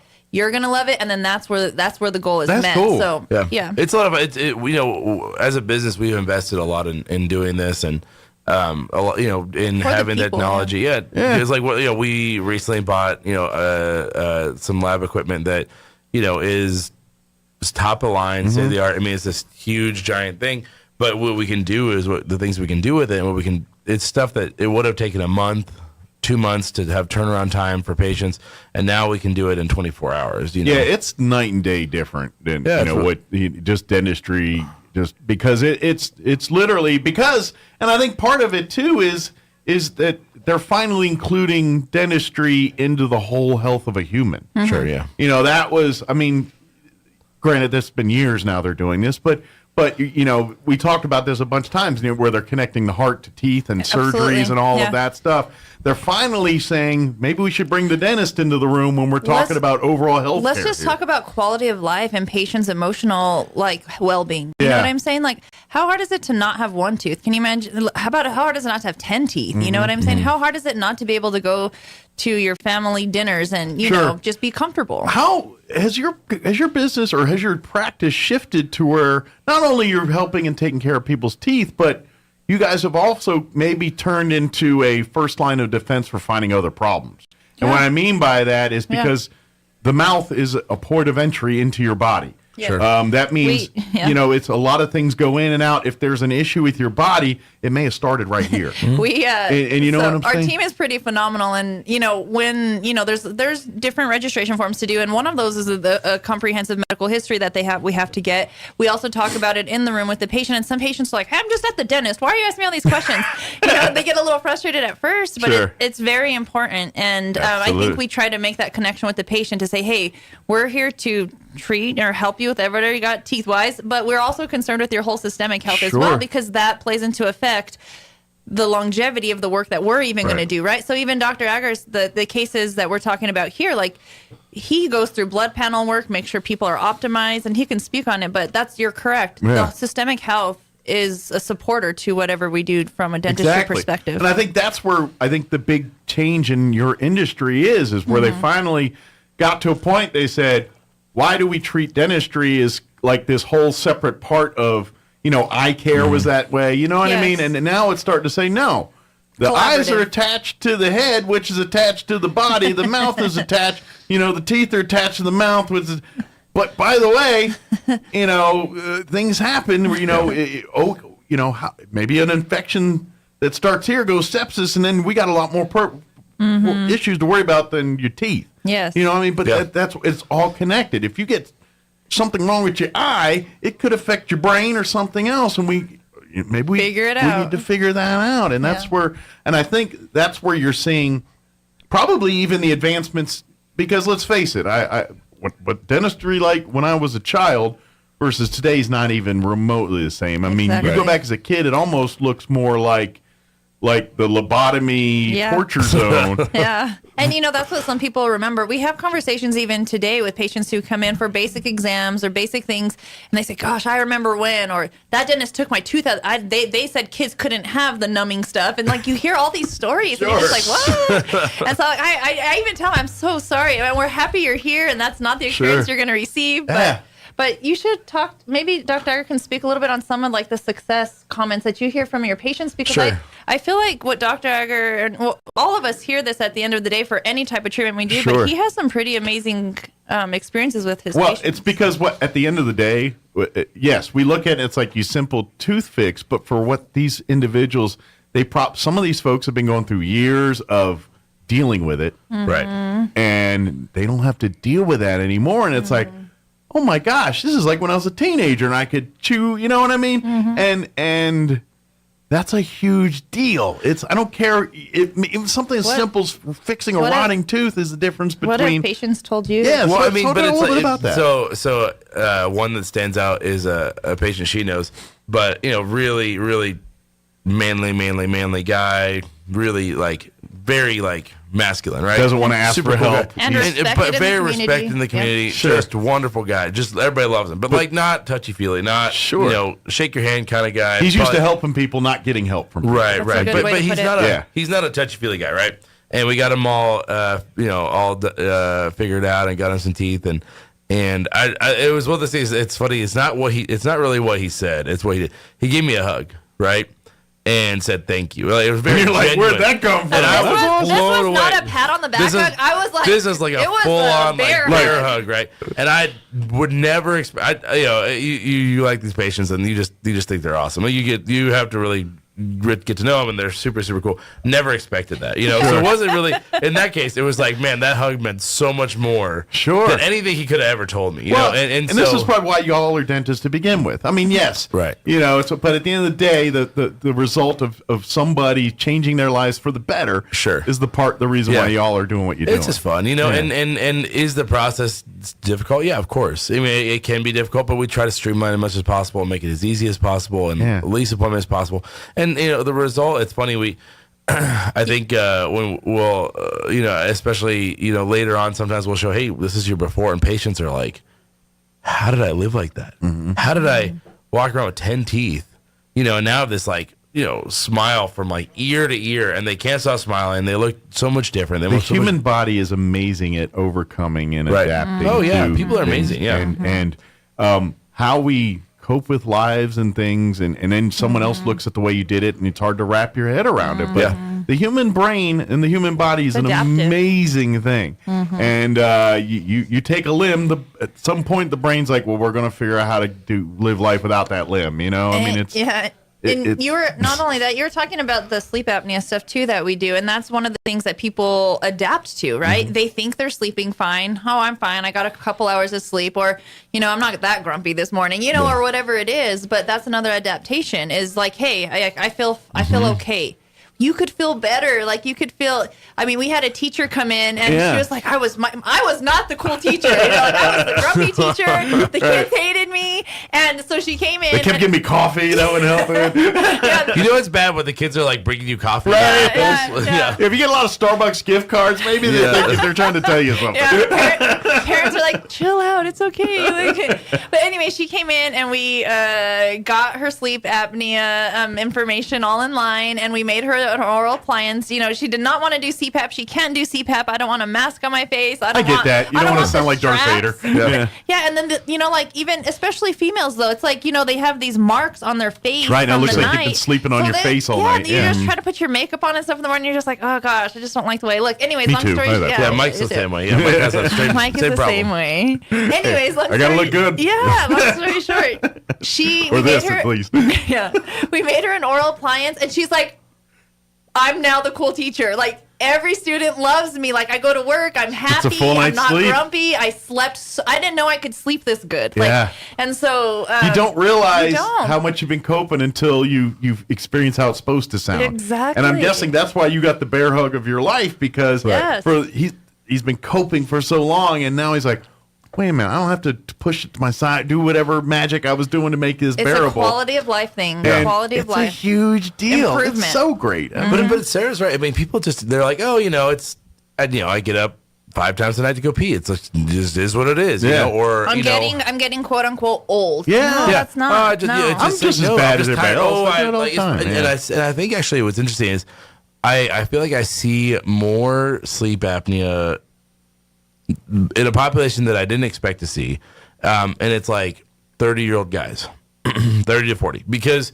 what are they doing in that time? A lot of times guys are having kids, so suddenly they're like, oh, I don't sleep because of the kids. Oh, I'm not doing this. And then what do you have kids? You start, you suddenly get the dad bod. Yeah. Suddenly get that dad bod, and suddenly you're a little heavier. You're snoring. Oh, my dad snored. Blah blah blah. But I see it in this population, and they're always like, oh, I'm so tired all the time. Yeah. And I'm talking to them, and I'm like, something I would have expected. In my head, when we were learning about sleep apnea and Sarah was bringing it into practice, I kind of thought it was just going to be a lot of, 80-year-old guys. Sure. And I'm realizing more and more and more the population that really needs to be treated, that not everybody does, but the population that I think is neglected, because they don't. I mean, how many 30-year-old guys go to the doctor all the time? They're not getting checked out. They, I grind my teeth because I'm stressed out. Men in their 20s think they're indestructible anyway, right. And then they hit 30. That mindset carries into their 30s. Yeah. And that's when they realize they're not. Is usually about mid 30s. And then 40, you give up, right? 40, you're like, okay. Screw it. But I've seen it, and that's it's an interesting. It's like you get this like population where. Because the one of the things is people don't realize is that that lack of sleep, it affects your hormone levels. So suddenly your heart function, but your testosterone starts dropping. They don't feel like they can and I've seen it within that population where they get, all of a sudden they're hitting the gym again. They're back to feeling good. They're sleeping all night, and that's so. It's not just, it's not always it's more of a preventative thing almost to keep you healthy long term is to catch it early. Sure. You know what I mean? Well, age is a mindset. Yeah. And doing things like that help keep it a mindset. Yeah. Yes, exactly. Where Dr. Egger has been encouraging me to kind of streamline the process of sleep apnea in the office, and I think that's something that we're working on too. So if people are interested, coming in, getting everything taken a look at, we have some options that might streamline the process and help out. That's the key that I think for sleep. If you've been diagnosed with it and you're like Sarah was saying earlier, who wants that big machine and the mask and all that mess? The little, it's basically like a mouth guard, like you would like if you're playing sports or something. You pop in your mouth. It's a little bit different. I mean, it's customized and tight. It's not so you just can't go to the sporting goods store and buy one. Don't go to Big Five. Get the hot water and hold it to your mouth real quick. You know, you can't do that job. Not going to work. A little more fancy. But in essence, it's the same technology or same style idea. So it's like a little retainer people wear on their teeth, top and bottom, and then it's comfortable. You know, there's no noise, there's no cleaning the machine, and it's all about keeping the airway open and putting your mouth in a position to that so it doesn't. It's kind of like putting your finger on a hose kind of thing when the water squirts out. In essence, you're kind of doing the same, so it's making the air come out less and let's let the air flow passively. So it's really about just opening those airways and allowing you to get the proper oxygen levels you need while you're sleeping. Exactly. It's so simple, but you're right. To tie in a little bit of the implant stuff, you know, with patients I see sometimes they're in their 50s or 60s and they've just ground their teeth or they're clenched so hard their teeth are now loose and now we're starting over, right? But we know now that most people who grind and clench, that's not a normal thing to do. Okay. And sometimes sometimes people will for adults. Sometimes people will do it because of stress intermittently, right? They'll do it sometimes. But no one grinds and like clenches their teeth every single night without sleep apnea. That's the thing. It's just your body is in this like stressed out. But when you're supposed to sleep, you're supposed to be relaxed, right? If you're not, that's a problem. Now, if you had a really stressful day, it's different. If like outliers, there's outliers, but that shouldn't be. Oh, I grind my teeth and I've been doing it for 6 years. You're consistently having sleepless nights every night, and you're grinding your teeth. And the other thing is you're just destroying your teeth. Yeah, a sleep apnea appliance. We used to just treat it by just giving people like 10 years ago. We would treat it just giving people a night guard. Well, I mean, they still grind. That was the frustrating part. It wasn't treating the sleep apnea. Right. They just grind through their sleep apnea. They just literally grind through their appliance. They come in and you're like, holy moly, dude, you're like a world class. How'd you grind through this thing? If I took my DeWalt to this thing, I don't think I could get through it. It's like, man, dude, but you get but it's almost like a preventative thing. It's like, hey, look. The idea is like, hey, let's prevent you from destroying your teeth today. Sure. So we don't have to do this crazy stuff in the future, you know? And so again, coming back to like patients I see now, I wish that we could intervene 20 years ago, 30 years ago with the information we have now. Well, and how much stress are you creating in your life because you're not getting the sleep you need? Right. Exactly. You know, it's a catch-22. You know, you're stressed at life because life happens. You can't sleep because you're stressed. But if you're not getting any sleep, the stress level's not going down when at least when you're fully rested, fully functional, you've got the brain power to cope and mitigate. Ken said exactly. Ken is like, he just said, you should be relaxed when you're asleep. No one is relaxed. Has anyone been relaxed when you jump in a swimming pool and you got water down your throat and you forgot to plug your nose? No, because that's what's happening at night is you're trying to get air into your body. So no one is relaxed when you're trying to breathe, right? So just like Dr. Agar was saying, with that oral appliance, you're going to breathe, which means you're going to be relaxed, which means you're going to get, like you're saying, the sleep you need to function properly and happily the next day. Sure. And Sarah and Keon can help you through that transition process because the biggest hurdle probably, and I'm guessing in all of this, just based on my wife's experience too, is getting used to putting something in your mouth every night to sleep. Exactly. That's the part that I think most people have trouble getting over in their head. It's like when the kids get their braces. Imagine putting a Darth Vader mask on your face. That's to me the alternative is, that to me now, because now I'm like, can I even roll over? I don't sleep on my back normally. I'll sleep on my side or whatever. This cord, hose. Am I going to hang myself in the middle of the night with this tube? What am I going to do here? Strangle yourself. Yeah. But it's kind of like when the kids get their braces taken off, right? They have to put the retainers on. I had to do that. Like they feel weird. They're like, and it's like, I have to sleep with this. But I mean, we do it. We get used to it. And you talked about adaptation. This is such an easier transition and adaptation. That's what I'm saying. You know what I'm saying? I feel like it's a lot easier to get used to. Especially even more. I would say even more. You said the braces. I mean, just the fact they have braces. A bunch of. I mean, literally think about what we do to kids. Orthodontists. So we have a lot of great, really wonderful. But they just put like basically barbed wire in their mouth and then put rubber bands on it to make it like really tight. And then they like crank it and make the barbed wire move. And like kids sleep with that every night, no problem. So, I had a friend had the headgear the whole nine, man. I felt so bad for him, but to be honest, as a partner of someone that sleeps with someone with sleep apnea, I appreciate the mouthpiece as opposed to the Darth Vader machine. Yeah, where I'm sleeping all night and I hear. Yes. Luke, I'm your father. I don't want to listen to that all night either, I watched it on TV a long time ago. It's like every time I roll over, I think Darth Vader's breathing down my neck looking at me. One thing that came to mind is I had now this is a patient that actually needed to be treated with sleep apnea because she was had severe sleep apnea. Yeah. And I think she's lost a lot of weight since then, so I think that she probably is a candidate for like an oral pine. Sure, she could downgrade to. She's going through a divorce. It's not the big thing, yeah. And she was actually going through a divorce, and things were just falling apart. Their marriage, they were just fighting all the time, all this stuff, and they both ended up getting treated for sleep apnea, and they called off the divorce. That's they really? they both were just like, wow, It saved the always marriage. No, I mean seriously, this is Good like for them. you hear these type of stories, you're like, that's crazy. wow, that's crazy, Yeah. you know. But they were literally like they were just always at, tense and.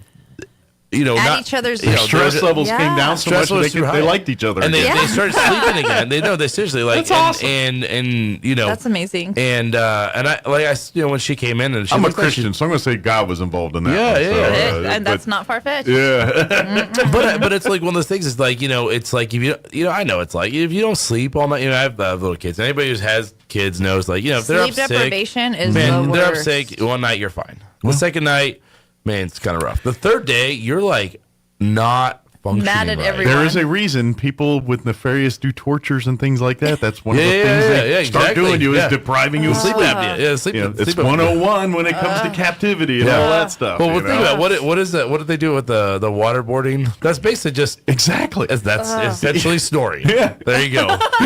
Exactly. I mean, just you're, saying. you're absolutely right. You're just doing it yourself and not someone doing it to you. Yeah. So, but I mean, on a so it's one of the things. It's just on a brighter note. It's just one of the things that you get to see these things and you see the effect. And like I said, 10 years ago, no one. I wasn't. Stop torturing yourself. I mean, Stop 10 years feeling ago, we it. weren't even like. It wasn't on anybody's radar. Dentists weren't talking about sleep apnea, and now it's actually even part when we look at like the within dentistry. There's like the codes that we're supposed to for examinations and stuff. Scopes. The scope of what we're supposed to do. It used to just be okay. We look at the gums and the mouth, the gums and the teeth, and then it was like okay, now we have to look at the gums, the teeth, and around the mouth to look for cancer and stuff.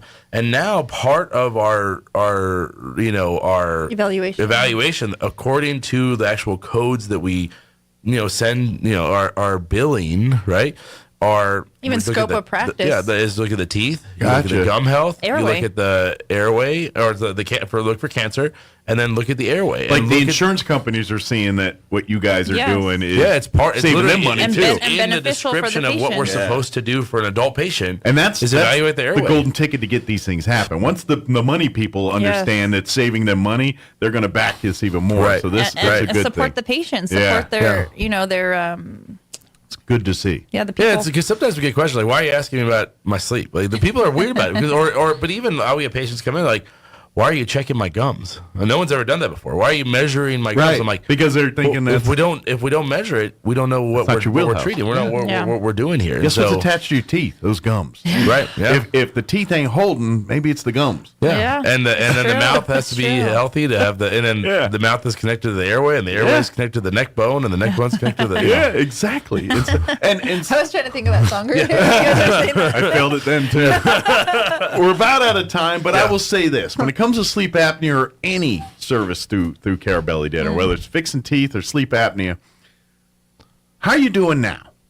You're managing, you're coping through it. You sleep apnea. How you doing now? Yeah. Okay, come give it a try. Yeah. Guess what? If it doesn't work, you're going back to what you're doing now. If it does work, we just changed your life, and you're stopping doing these stupid things that you have to do to make your life a little bit better. Yeah. And that was fixed by just a simple visit. Yes. So please give Carabelli Dental a call. Get online, schedule an appointment. If you're worried, go do some research. Come and ask questions. Exactly. Your staff, yourselves, you'll be happy to sit down and talk with them. Might have scheduled time Absolutely. depending on how much talking you need to, but they'll be happy. It's part of it, though. You're right. But we're happy to kind of answer any questions and whatever issues or hang-ups you have about it. Let's talk about them and let's figure it out. Absolutely. And because- Mike, I want to do a quick plug. I wanted to do a shout out to our assistants. We went to this weekend. They went up to Las Vegas, New Mexico. Okay. And we did like a charity free clinic up Oh, there. Yeah, well, that's another point of you guys big. But you do a lot of stuff. Yeah, like your staff was involved. But the staff like took the initiative, and That's great. They're awesome. They were like made the whole place work. It was great. It was super fun. And they have limited time off, so when they're using their time off to go help was others, really give back to others. It's very kind of thankful them to see that. So we do appreciate. Speaking of wind, it was a very windy drive. So very good. But it was fun. Good deal. Well, hopefully they're well rested Thanks, for today. guys. Good job. So if you have any questions or anything, you can go to it's carabellidental.com. Correct. CARABELLI. Yes, sir. I believe is Hey, you're you're trying good, to man. remember how to spell that. Mike won the spelling bee in third grade. I think. Show off. I think he has a medal over there. Third grade spelling bee. Actually, they'd be proud because I wasn't so good then. Now they're like, look at that boy. He's now spelling all kind of words. I knew he had it in him. We're proud of you, Mike. We're proud of you, man. Or call direct. That I don't have off the top of my head. What's the number of the office? 575-622-4455. That's 575-622-4455. Come if it's something lingering, even if you're just look. I haven't had a dentist look at my teeth in a while. Maybe it's twice a year they should be looking and making sure, getting your cleanings and making sure everything looks good and healthy. Obviously, if things aren't healthy, it's more than that. But every American should be at least twice a year going in there and getting at least things you looked have at. the options, and you can make a good decision on how we can help you. And come see the facility. And they're talking about that. And this is something that since you guys day one have taken over Carabelli, I want to tell people is you've been constantly upgrading and updating. Yes. When COVID hit, y'all went in and put not just a ventilation system, but like the iron lung Cadillac version of it. Clean air in our office. Which honestly, to this day, we still use it. People are always telling us, like, this doesn't smell like a dental office. Yeah. But it cleans the air out. So exactly. Well. So they take that and same then we dedication. don't smell like dentists. So that's also great. Yeah. They hate us. I hate the dentists. They hate us a little bit less, I guess. Yeah, we don't smell like dentists. There could be worse things to smell like. But please reach out, come no by. No toes, okay? No toes. And we're back to the toes. This poor podiatrist, man. Right. It's like I saw this. I had this patient one time, and he's a colorectal surgeon. Okay. So we all kind of know what he does for a living, and he literally told me, he's like, "Man, the mouth is just so gross. I could never be a dentist." And I'm sitting there staring at this guy, and I'm about to look. I mean, he came in for a checkup, and like I said, he's a colorectal surgeon, and in my head, I'm like. Are you serious? Dude, of all the people on earth, of all the medical specialists on earth, you are the last person who should be I just had the butt guy tell me the mouth's nasty. Yeah, I was like, no. So, we keep it very clean. We like that fun. Thank you, Mike. Thank you, guys. We'll see you next time here. That's going to be my line the rest of the day. The butt guy said the mouth's nasty. It's 8 here. Quick break before.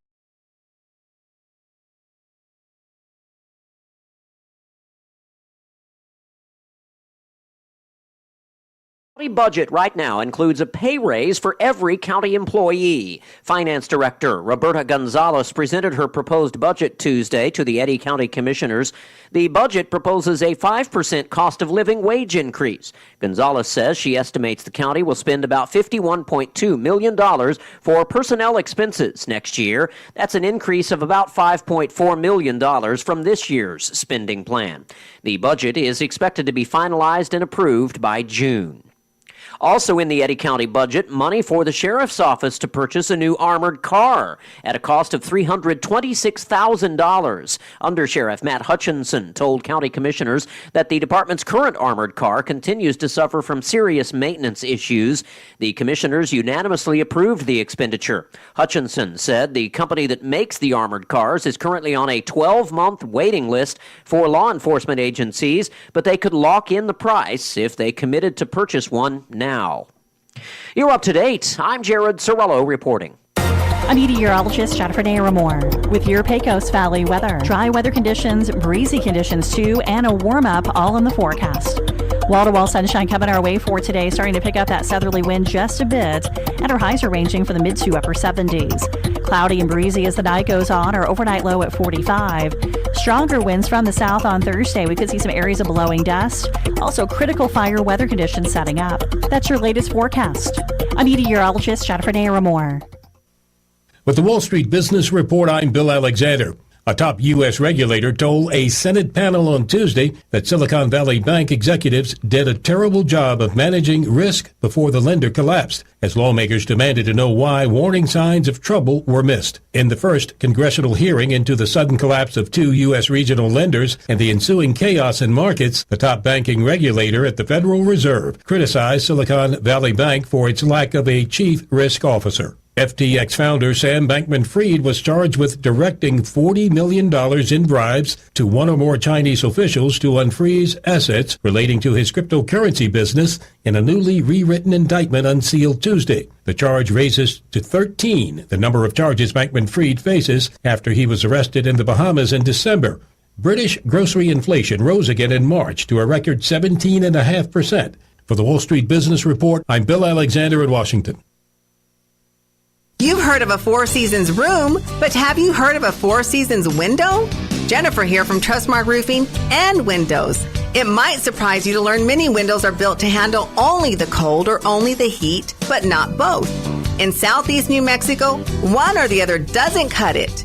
That's why Trustmark windows are built to handle our Four Seasons climate, the scorching summers, the bone-chilling winters, and everything in between. Special glass coating blocks extreme UV rays, a stout frame prevents warping from the extreme weather changes, and insulated glass is like putting your home in a giant styrofoam cooler in the winter and keeps cold out and warmth in, and in the summer it keeps heat out and cool in. For our Four Seasons weather, get Four Seasons windows. Call today for your no-obligation spring window assessment, 575-755-7663, or visit TrustmarkRoofPros.com. Trustmark Roofing, we put people first. If you need a Kubota that works and plays hard, stop looking. You'll find everything you need at Amigo Machinery. When it comes to tough Kubota tractors, mowers, construction equipment, and utility vehicles, all with low-rate financing, Amigo Machinery is your one-stop shop. We are passionately committed to providing our customers with the highest quality products,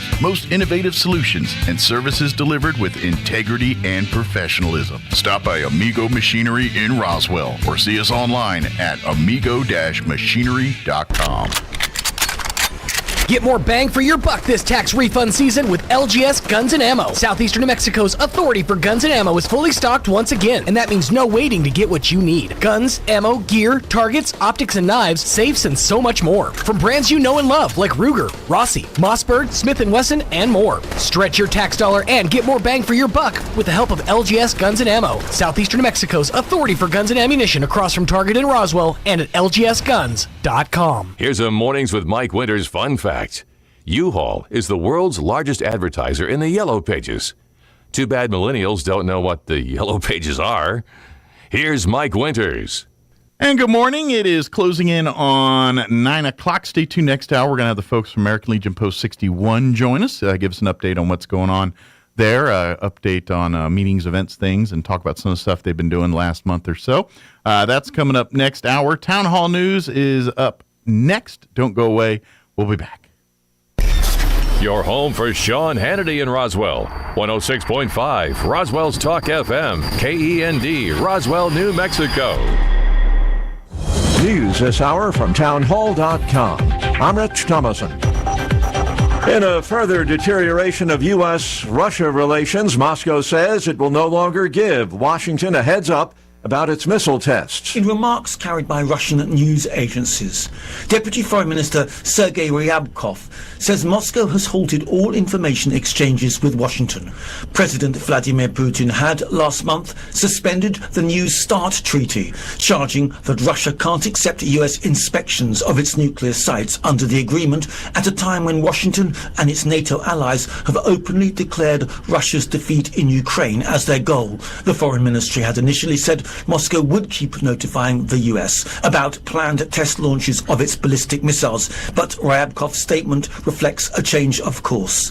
I'm Charles de Ledesma. The pain resulting from the deadly Nashville school shooting runs very deep, that according to Tennessee Governor Bill Lee. All of Tennessee was hurt yesterday, but some parents woke up without children. And children woke up without parents, without teachers.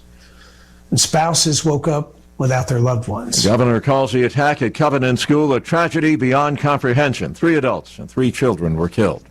House Speaker McCarthy trying to prod President Biden into budget and debt ceiling talks. And Republican Senator John Thune says he hopes that McCarthy's letter to the president will get Mr. Biden's attention. I think we all support the efforts by House leadership, by Speaker McCarthy and his team, to get the administration back at the table. And I think it's unfortunate that the administration hasn't shown at least much of a willingness to do that. Frankly, I think it's ridiculous. Wall Street flying high this morning. The Dow is up 151 points. The Nasdaq ahead 114. And the S&P trading 32 points higher. More on these stories at townhall.com. Here's an important message from the Diabetes Solution Center. Do you like pricking your fingers to test your blood sugar levels? No one does, but it's important to maintain your health. And now, by wearing a small remote device called a continuous glucose monitor, or CGM, you don't need to prick your fingers anymore. It's easy to use and helps you make more accurate diabetes treatment decisions. If you are testing your blood sugar 3 or more times daily, injecting insulin, or using an insulin pump, call the Diabetes Solution Center right now. And if you have Medicare or most major insurance coverage, you may be able to get a new CGM at little to no out-of-pocket cost. Shipping is free, and we'll even bill your insurance company for you. If you are testing your blood sugar 3 or more times daily, injecting insulin, or using an insulin pump, call the Diabetes Solution Center right now to learn how to end the painful finger sticks and get your own continuous glucose monitor, or CGM, at little to no out-of-pocket cost. Israeli Prime Minister Netanyahu reacts angrily to comments by President Biden, urging him to abandon his controversial judicial reform proposal. The American pressure has already been massive, and it's been building for months. Publicly and privately, Joe Biden has made it clear to Benjamin Netanyahu. I mean, our sense is also that they were really bombarding Mr. Netanyahu's government with messages during this 48-hour crisis from Sunday into Monday, when the country was brought to a standstill by protesters and people striking earlier this week. The Americans are saying, look, you are imperiling the international image of Israel as the sole democracy in the region. The BBC's Tom Bateman in Jerusalem.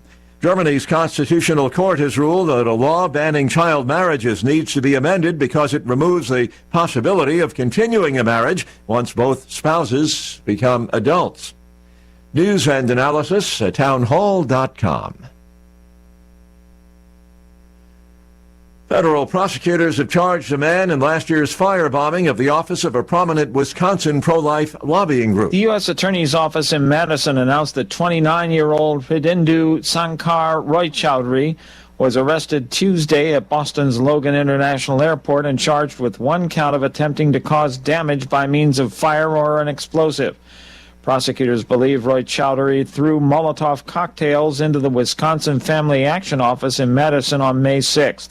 The attack came about a week after a draft opinion suggesting the U.S. Supreme Court would overturn the landmark Roe v. Wade decision that legalized abortion leaked. Keith Peters reporting. China threatening what it calls resolute countermeasures over a planned meeting between Taiwan's president and House Speaker Kevin McCarthy. That sit-down has been tentatively set for April 5th in Los Angeles. More on these stories at townhall.com.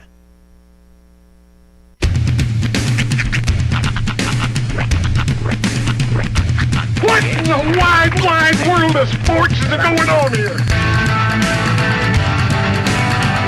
I promise you, whatever scum did this, not one man in this force will rest for 1 minute until he's behind bars. Now let's grab a bite to eat. Yeah, come on. I feel the hot wind on my shoulder and the touch of a world that is older. I hit the switch and check the number. I leave it on and then I slumber.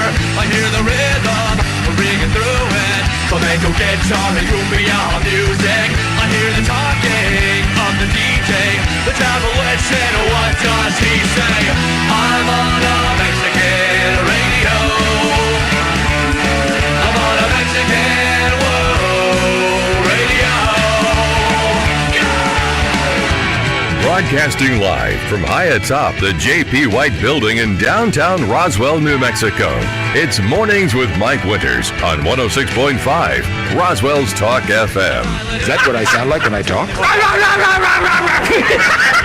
Now, here's your host, Mike Winters.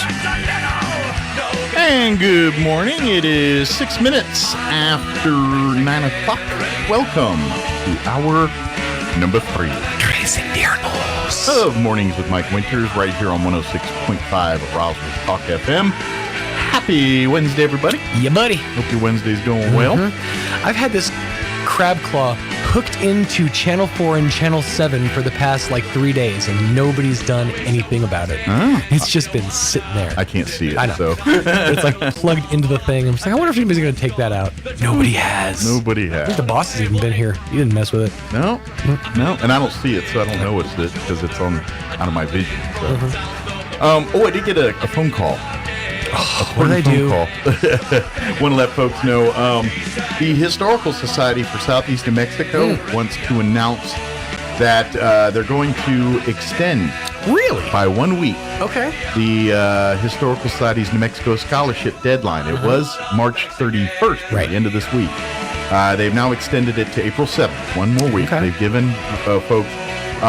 They want to put it out there too. If you had trouble logging in, this is why they're extending it. They had there's some computer issues that sometimes that happens, and so I think there's a few people that were having trouble hitting the link, getting in. So don't worry, they've got that. They're going to post a link up this afternoon. So if you were having trouble, go look for that link on their Facebook page. They're going to post it up this afternoon. They haven't put it up yet, but they will be. And then get your application. So you 2-minute warning, folks. That's right. You're going into overtime. You got another week to get it done. Don't utilize this week to not do anything. Well, get it done, and that way you don't have to worry about it. But if you are having issues, please look for that link this afternoon, or definitely call the Historical Society if you're having troubles. 575-622-8333. But all of that's worked out. But they did extend it for a week just because there was. Some people were having issues. It wasn't working for them and things like that. You say don't wait, but I mean, I work best under pressure. I feel like now that you've extended the deadline a whole week, I'm like, I was gonna write my essays tonight. Now I have to wait a week. Pretend I didn't tell you that. Do it tonight anyway. So. Just wake up, a week from now. Like, oh my God, oh no! Now I'm in panic mode. Now I'm gonna write the best. So yeah. People like me, I'm not actually applying, but people like me, Yeah, you're a little old to apply for the high school. You're never too old for continuing education. You are old to be a high school senior, though. Yeah, I'm too old to be a high school. Except for there is one. You'd have to go to college first, but they have 3 for high school seniors. The Humanities and Arts Scholarship, $1,250. The student's going to get that. 2 students are going to get a $1,250 STEM scholarship for STEM. These are high school seniors, right? And then 2 students will be awarded $1,250 for character scholarships. Now, for the first time, they've added a continuing education scholarship, and 1 student will win $1,250. But you have to be you have to currently be enrolled in a higher college or higher technical institute of higher education. But anyway, that's new this year. So you could apply for that, but you have to enroll. But I have to enroll first. Like Roy could apply for that because Roy's a continuing student. Roy is, and Roy could apply for that. Roy, if you're listening. Roy needs to write the essay. You need to write an essay. Till now, April 7th. And do not let ChatGPT write that essay, so help me God if you do. We'll spot it. I'll know. He's like, what? There's a scholarship that you could totally qualify for if you're interested. Oh, cool. Write an essay. He's like, he goes, oh, cool. He's a continuing education scholarship.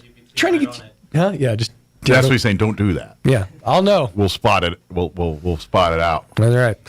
It's in the eyes. That sort of brought up a question in my head. How old do you think you were when you officially were too old to look like you could go back to your high school and fit in?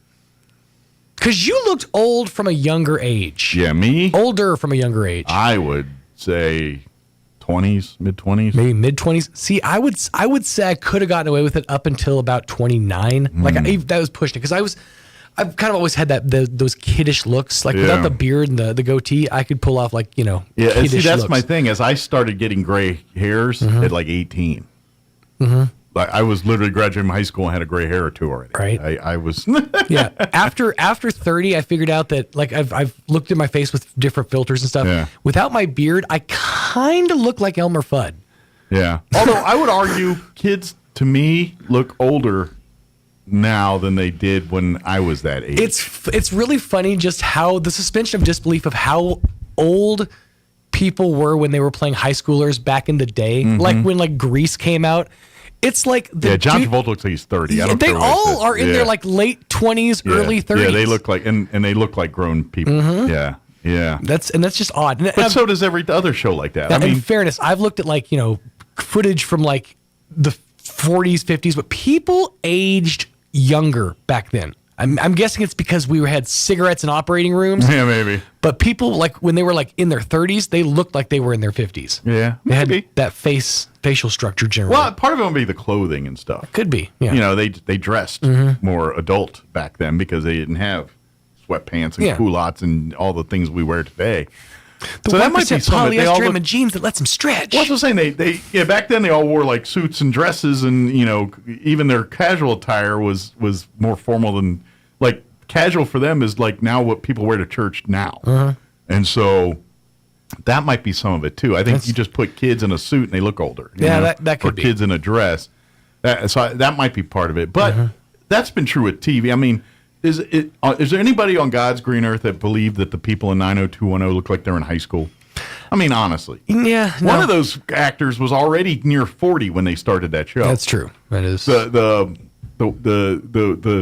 I can't remember the actress's name or whatever, but the girl that was kind of the more mature of the bunch, she wasn't always involved. Like she wasn't in a lot of the drama with the love triangles between. It was that girl. I don't remember her name. She was like that late show 30s when she got the gig for that show. That show was right before my time, so I'd have to. Yeah, I don't remember her name, but there's the one, and I'm going to say she was late 30s when she got hired in the first season. Was it Jenny Garth? No. Shannon Doherty? No. Terry Spelling? No. Okay. It's the other one of those. Oh, okay. It's not that one. It's the other one. None of those people. It's the one that looked a little older, wasn't, dressed in the teeny bopper hot hold stuff on. that the others were dressed Hold in. on. It pulled up the new show. I can't remember her name or whatever, but yeah, she was the least famous of the girls on the show. She was, I vaguely know the one you're talking about, the slightly older one. Yeah. yes, she was like late 30s when they hired. She was hired to be that gig. So it's always a thing. All right, let me give you the rundown for this hour of the show. We'll get you up to date with the weather here in just a few. Then after that, we're going to have the folks from American Legion Post 61 join us, give us an update on what's happening through that, talk about events and things.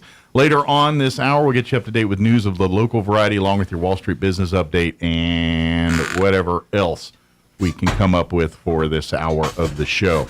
Before we do any of that, though, let's go ahead and get you up to date on the weather.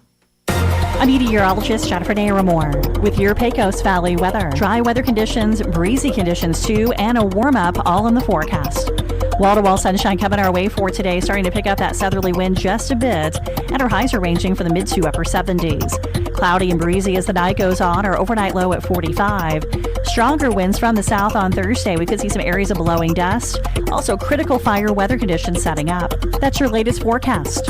I'm meteorologist Jennifer Naramore. Thank you, Jennifer. Currently, let me get my weather right. Currently 35 degrees here in Roswell. Humidity is at 29%. Winds currently out of the west at 3 miles per hour. Today, actually, to enjoy today. One could argue, the nicest day of the week. Sunny today, 77 for a high. Southwest winds 5 to 10 this morning, 15 to 20 for the afternoon. So a little breezy, but not compared to tomorrow. Tomorrow, I don't have good news. For tonight, mostly clear with an overnight low of 42. South winds 15 to 20, dropping down 10 to 15 after midnight. Now, tomorrow, we got a red flag warning that's going to kick in at 11. Actually, I'm sorry, it's a fire weather watch. It hasn't been issued a red flag yet. Give it time. It will be. That'll be from 11 to 7. Expect areas of blowing dust for the afternoon tomorrow, mostly sunny and 82. That's the good news. But the winds are going to be blowing out of the south, 10 to 20 early, increasing 25 to 35, gusting as high as 50 miles per hour by Thursday afternoon. Thursday night, mostly clear, overnight low of 43. Winds will remain breezy and windy out of the southwest, 30 to 35, gusting as high as 50 miles per hour. After midnight, the winds drop down 20 to 25, if you want to call that a diminish, but it's ever so slight, but it's going to be windy.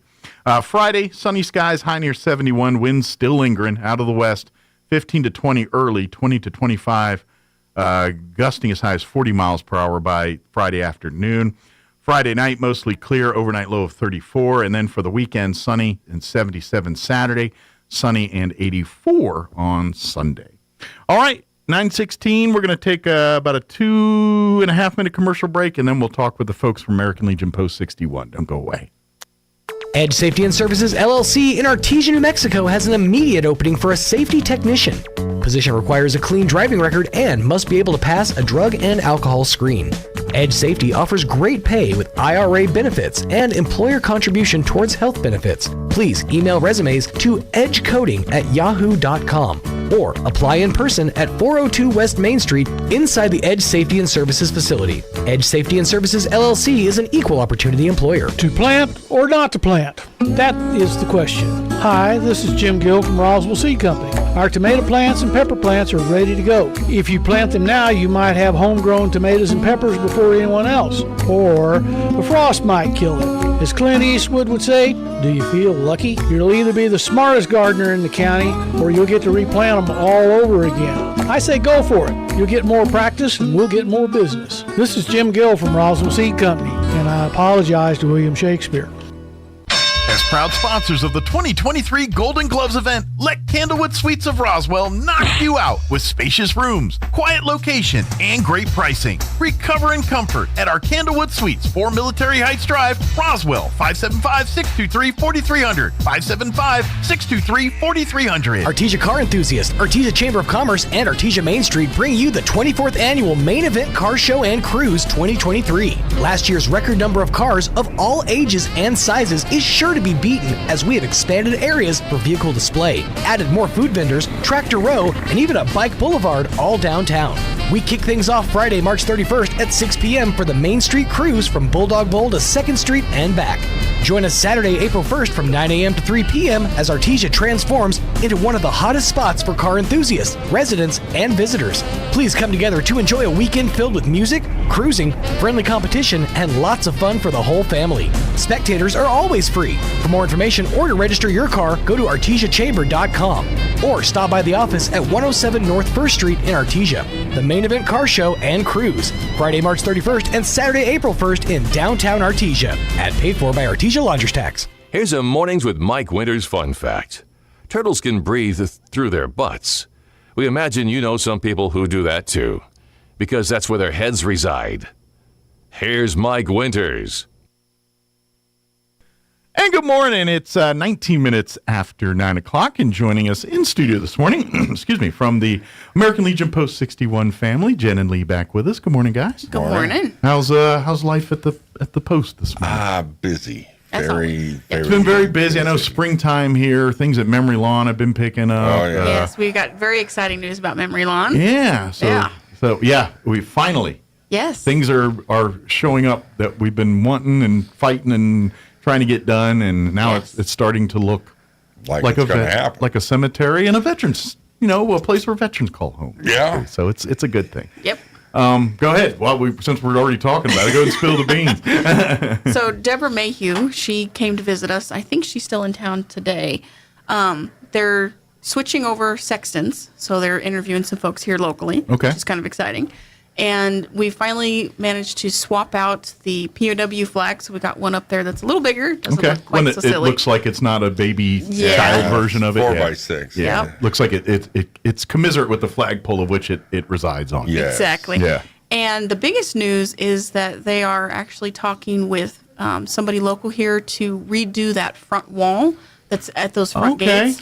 I think that's being done today. Yeah, I think they're going to hire someone either today. Do the assessing on it. Yeah, they've got a plan laid out. They're going to Gee was curious. Is it to restore to look what it is, or something all new? No, they're going to take down what's there. Okay. They have pictures of the plaques and everything there on the wall, so those will be replaced. Gotcha. Back in the same order. Sure. And then they're going to put a new sign up that has the correct name of the cemetery on it, which is kind of nice. It's a good idea. And then they're planning to landscape that area. I think they're going to have to do this in stages, but we're pretty excited with this new development. But it's being addressed. It is.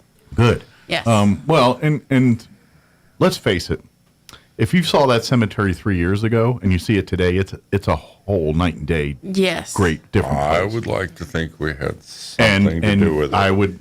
not to toot horns, but I would definitely say the post-61 family are one of the reasons we do that. Yes. We had some help from some great people. But, Yes, we did. But Very true. But as far as spurning it on to make sure it happens and Drawing following attention through and getting Yep. things, because I think that was probably the problem with that cemetery for many years. People saw it and were upset about it and maybe start something and maybe get it cleaned up, but then it would go right back because it requires maintenance. And I don't want to downplay the role of the community either. They threw some money at us, and Very true. We were able to take that money and it was put on the radar of the public. Yeah. I think Right. unless you drove by it every day or lived in that area, you probably or had a reason to go there, you really probably didn't pay much attention to it, and so Yeah, the it's kind of on the post-61 family outskirts. kind of put it on the radar and said, "Hey, there's been a small group of people that have been complaining for years, but I like to say we got it to a widespread where people when we took wanted over, to pony up some coin for literally, it, and yeah. I am not exaggerating, the weeds were over 6 feet high.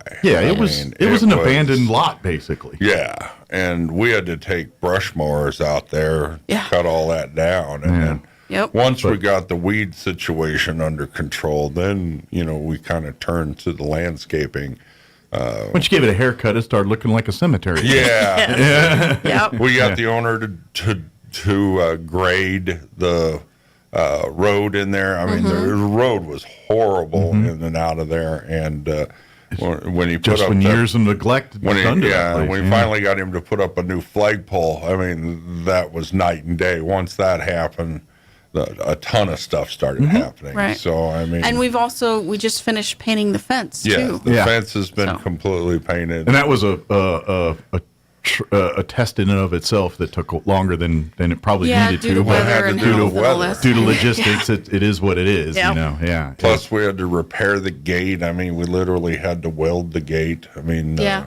Thanks to Ralph Green for doing that. Ralph was out there. With Ralph his and a few portable others spearheaded welding. a lot of great stuff out there. Yeah. Very Those guys, Don. I mean, there's a bunch of people that really, and then like you said, local folks that technically aren't affiliated with us in any way, shape, or form. Oh no, also there are a lot of involved, too. people that show up, like Lori Green and her crew and stuff like that. They'd come out every once in a while. I mean, they haven't been out in a little while, but I mean, I'm sure they will be as we get closer to summer. At the end of the day, I'd like to say Post 61 was kind of the one that lit the fire to get this going. That's what I'd would like say. to think that. Yeah. And then they finally gave us a crank and a key so we can adjust the flag as we need to. They do for appropriate days and things and weather and all that. Yeah, we're actually supposed to be at half mast right now, but oh really? I don't think we are at the moment. Yeah, it has to do with that Nashville thing. Okay, but that's my problem. Is I got to be honest. We live in a world where it feels like we're always at half mast because there's something going on. I think.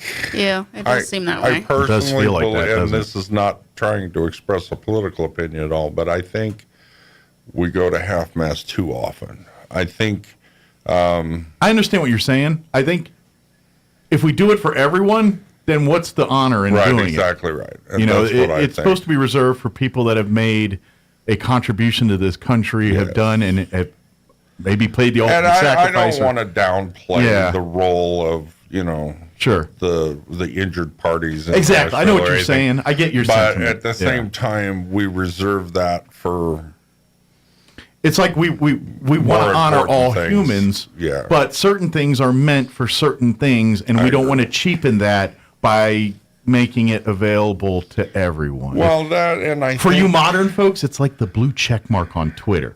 When you can just pay $10 for it, it ain't so special no more. Right. That's what we're trying to say.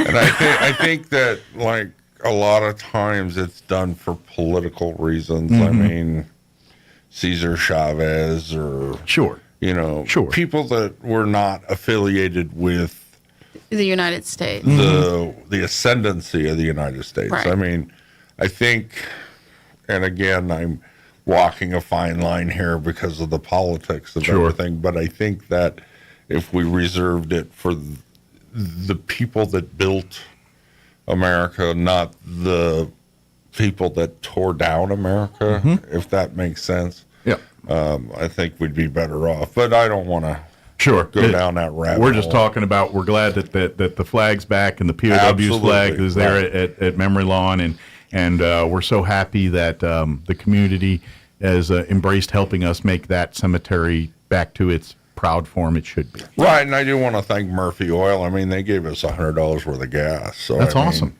Things like that have come together. And depending on gas prices at a particular moment, that either helps a lot or helps a little, depending on how much gas costs right now. Yes. Yeah. We don't have a lot of money, but we have enough to do some mowing and stuff. I think Ralph's out there mowing today. So Mm-hmm. Yes. Yep. At least that's what he said. By the way, if folks are listening and would like to donate directly to Memory Lawn and nothing else, we can do that. We have funds. Basically, we have accounts set up through American Legion. If you donate directly to us and say, "Hey, here's $100. I want it put to it go in the memo line. Yeah, I want it to go directly from Memory Lawn," and that's exactly where it'll go. Right. Now, if you say, "Here's $100 for American Legion," go do American Legion stuff with. That's what we'll do with it. But if you specifically say, Well, it might end up being used at Memory Lawn sure, anyway. because it's part of our passion too. So if we but if you earmark and say, no, I have relatives right out there. now, I make need sure. donations for scouting and stuff like that. So if you want to help out there, we just took on Troop 2. So we've actually increased our scouting, our personnel here over the last couple months. Fortuitous. Well, we've had got Pack 61, and now we have Troop 2. So. Basically, what in a nutshell, a troop lost its sponsor, and we picked it up, and they were that's 100-year. Over 100-year charter. Yeah, So we couldn't let that one die. We kept the number. If we let that number die, it was a historical faux pas in the terms of scouting. Exactly. So, yeah. And That's why we had to step up and do it. stepped up and said, we'll do our thing here. So, if you're a scout, a pro scouting person, and you want to help out that way, send us a check and say, give it to the scouts, and we'll make sure that's what happens. Or if you have scouts or you want to be scouts, I mean, they're always looking for a new. We're now encompassing from 2nd through high school. We got Cub Scouts and scouting, the Boy Scouts. Well, I think it's just called scouting now. But well, scouting is Tuesday nights, and the pack is on Thursday nights. Very good. Yeah, and the Cub Scouts are for the younger kids. Yeah, 2nd through 5th grade or whatever. And then once they get past that, they go into the scouting program. That's right. So now we have a scout Exactly troop that deals with scouts, and then a Cub Scout pack that they work with. I do want to make note that they changed the time that they're meeting, so they're meeting 6:30 instead of 6 now. The pack is the pack. The troop is still the troop meeting meets at 7. Okay, 7 on so you got a little time to finish up dinner and everything for right. you to head out Less to the of a meeting. crazy rush. Just to change subjects here, today is Vietnam Day. I want to say welcome home to all of our Vietnam vets. And a big thank you to all of our veterans out there and that served during the Vietnam era. We're still paying for how we treated you guys, and we're going to continue to do that till we're no longer There here is to a celebration at Post 28 at 10 o'clock. In fact, I got to skedaddle out of here real quick. Folks, if you've never been, they're on Montana there. I don't know the actual 1620. address. 1620 Montana there. Come on out and come see the ceremony. Come, and of course, if you're a vet, want to be a Legionnaire, there's plenty of people to talk to while you're there too. But definitely love to have, especially our Vietnam vets, would love to come and be a part and meet a few of your fellow compatriots around here. And this is not a joint event. This is being done by Post 28, but we at 61 will be attending. Well, it's Legion. We all support Legion. It is. Exactly. We're supporting their event. Matter of factly, we had our redo of Four Chaplains a couple weeks ago. On the 19th. And some of 28 was helping us do that too. That's right. It's very much. Well, I want to really put a shout out to Louis Mestis. He always does the reading for the rabbi and does a great job. Well, because he like us. He's not doing it because he wants to read a story. He's doing it because he knows that story is important, and it's important to share with and people. He believes in it. And he believes it in. So that's why he does it. He does it because, which is great, because he sees what we see and a lot of Americans see. And that's why, regardless whether he's in Post 61 or not, he's like, I want to be a part of this because this is something that is important. And, we can talk 28, 61, black, white, green, whatever, but we're all Americans at first. And that's what we're here to celebrate. For sure. But that being said, come out. What time is that? At 10 o'clock? It's at 10. 10 o'clock. So Here in here, a couple minutes. So I'll get you guys out of here in the next few minutes. So you pretty can, short notice. Yeah, I'll get you guys out of here in a few minutes so you can make sure you can have time to get over there and get settled. And all I that hate good stuff. cutting our interview short, but I understand completely. And please, if you would love to come, it's open to the public. I'm sure. So yes, it is. Please come. Bring if you got family members that were maybe they've passed. You want to celebrate or honor them, or you just want to come and thank some veterans. Come out and be a part of it. We'd love you to don't have you. to be a veteran to attend. Yeah. The whole community's welcome. Just come and see and be a part. And of course, like you said, if you want to learn more about it, there'll be plenty of people to talk to. So. Yep. Yeah, and on Saturday we're having our big district meetings, so yes, I will not be at the one down here. I have to go up to Conscious Dam, but anyway. Yeah, and that Don's probably going to be our incoming commander of District 6. It's most likely. We'll find out Saturday. We will, but it's most likely he will be. But and that's more inside baseball. If you're a Legionnaire, then more than welcome to come. But if you're not, you're probably not going to find it very interesting. No, it's just a meeting. It's Legion business. It's the semantics of Legion. But if business. you're curious about the Legion, it's a good place to find out. Come and meet. Well, there will be veterans there. Absolutely. And there will be veterans from all the way as far south as Carlsbad. Yeah, and it's an open meeting. You're more than welcome to come. I'm just saying, unless you probably bored to death. Unless you have direct interest in being a Legionnaire or part of it, you'd probably be bored out of your gourd. It'd be kind of like going to an ecclesiastical discussion for the church or something. Although they usually put out a good food spread for like burritos and things and donuts and I think whatnot. they are serving some kind of food. They do have some breakfasty I know. type stuff. I know they're working on donuts and burritos at least. I think there might be more, but that's what I've heard so far. So. I do know that Robert Fresquez is working on pancake breakfast coming up here pretty soon. Okay, so good. It'll probably be on a Saturday. Sometime in April is what we're thinking. First United Methodist Church, but I don't know the details yet. But that's very likely what's going to be. We'll definitely get the word out once we get all the details and everything. And that's a fundraiser for our Sons of the American Legion. Yeah, so all correct. the descendants of veterans. Absolutely. Yeah, and, Robert Fresquez is vice commander. No, he's a vice commander for the detachment for the state of New Mexico. Okay, I was just going to say he's our son's commander. Well, he will be in April. Yeah. Yes, right now he's he's second vice. But that's right. That's right. Again, it's not official. No, but he will be. I'm pretty sure. Yeah. Nobody else is vying for the job. So. Yeah. And then, of course, tomorrow we have the Veterans Symposium down at the Armory. Oh, yes. That'll be all day, 8 to 5. Matter of fact. You have a little blurb on that, do you? I actually have I interviewed Danielle last week on the radio about it.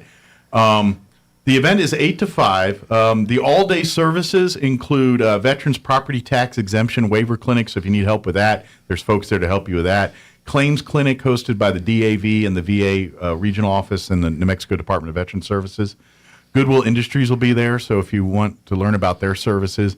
If you're a nonprofit and need help with like labor stuff, they offer stuff. I'll talk to the Goodwill folks about that.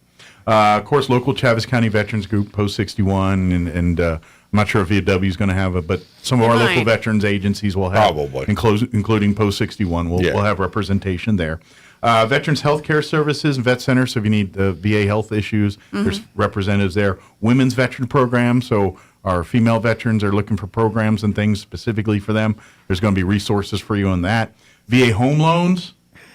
VA home loans pay for your house. If you're like, man, I don't have money to put a down payment, you're a veteran. You don't have to. 0%. Yeah. I did a VA home loan when I bought my home in Westminster. Yeah. Up in Colorado. And boy, that was nice. Oh, it's lovely. It really ticked off the seller. Yeah. But, because there's a lot of closing costs that you are not allowed to pay. It's delightful. It's a great deal. But I don't have a VA home loan anymore because this house I bought my house down here. So. Well, it's weird. Like our first home, we've owned 2 homes. I've rented since then, but I've owned 2 homes.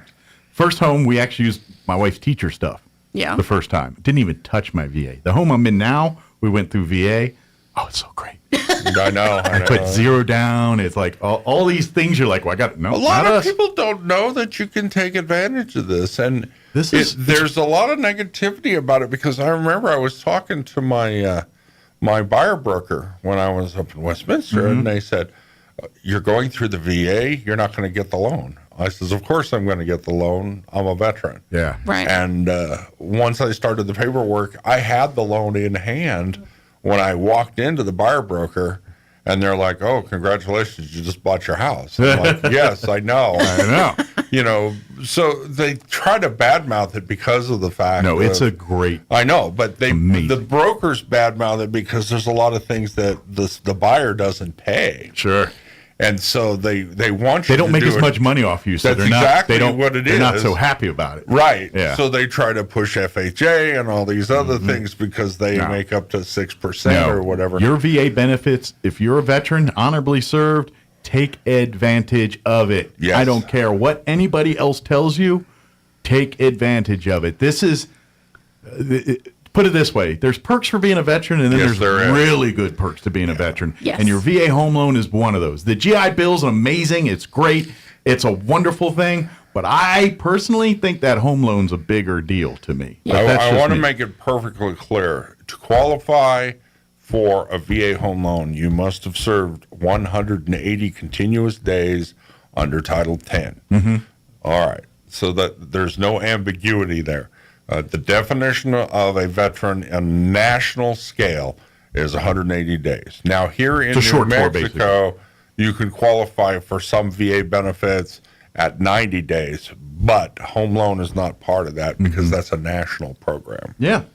And by the way, that first one I mentioned by the way, senior services too is part of this. So if you're veteran senior services, but that if you haven't taken advantage of your veterans property tax, Chavez County in New Mexico honors all that. You need to go talk to the assessor's office and get that paperwork done. But if you have no idea what you're doing, come out to the event tomorrow. They'll be They probably do it right there for you while you're there. You Yeah, want to don't pay file any for more taxes You than you want to have file to. for both the veteran benefit, but you also want to file as head of household. Yeah. And you get the maximum benefit allowed. Absolutely. So take advantage of it. This Yep. is one of these perks. By the way, and just on the event tomorrow, 8 to 5, now some timed events, things that they're going to officially open the event with the presentation of colors at 9 a.m. with Youth Challenge. It opens at 8, but the actual opening ceremony will be at 9. From 10 to noon, they're going to have a PACT Act Town Hall, and that's for presented by the VA Healthcare, VA Regional Office, and New Mexico Department of Veteran Services. PACT Act, if you know what that is and are familiar with it, then you probably want to make sure you're listening on that one.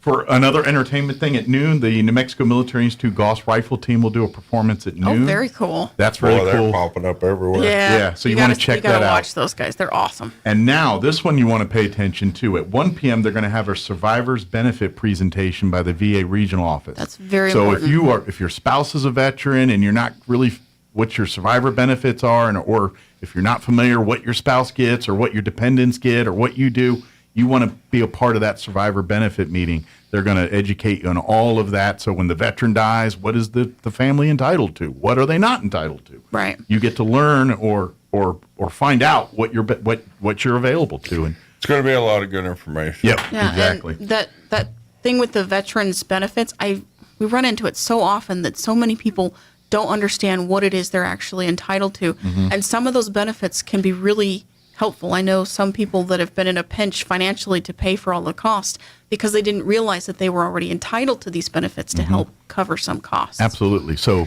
please, even if you only got a couple hours, carve out some time.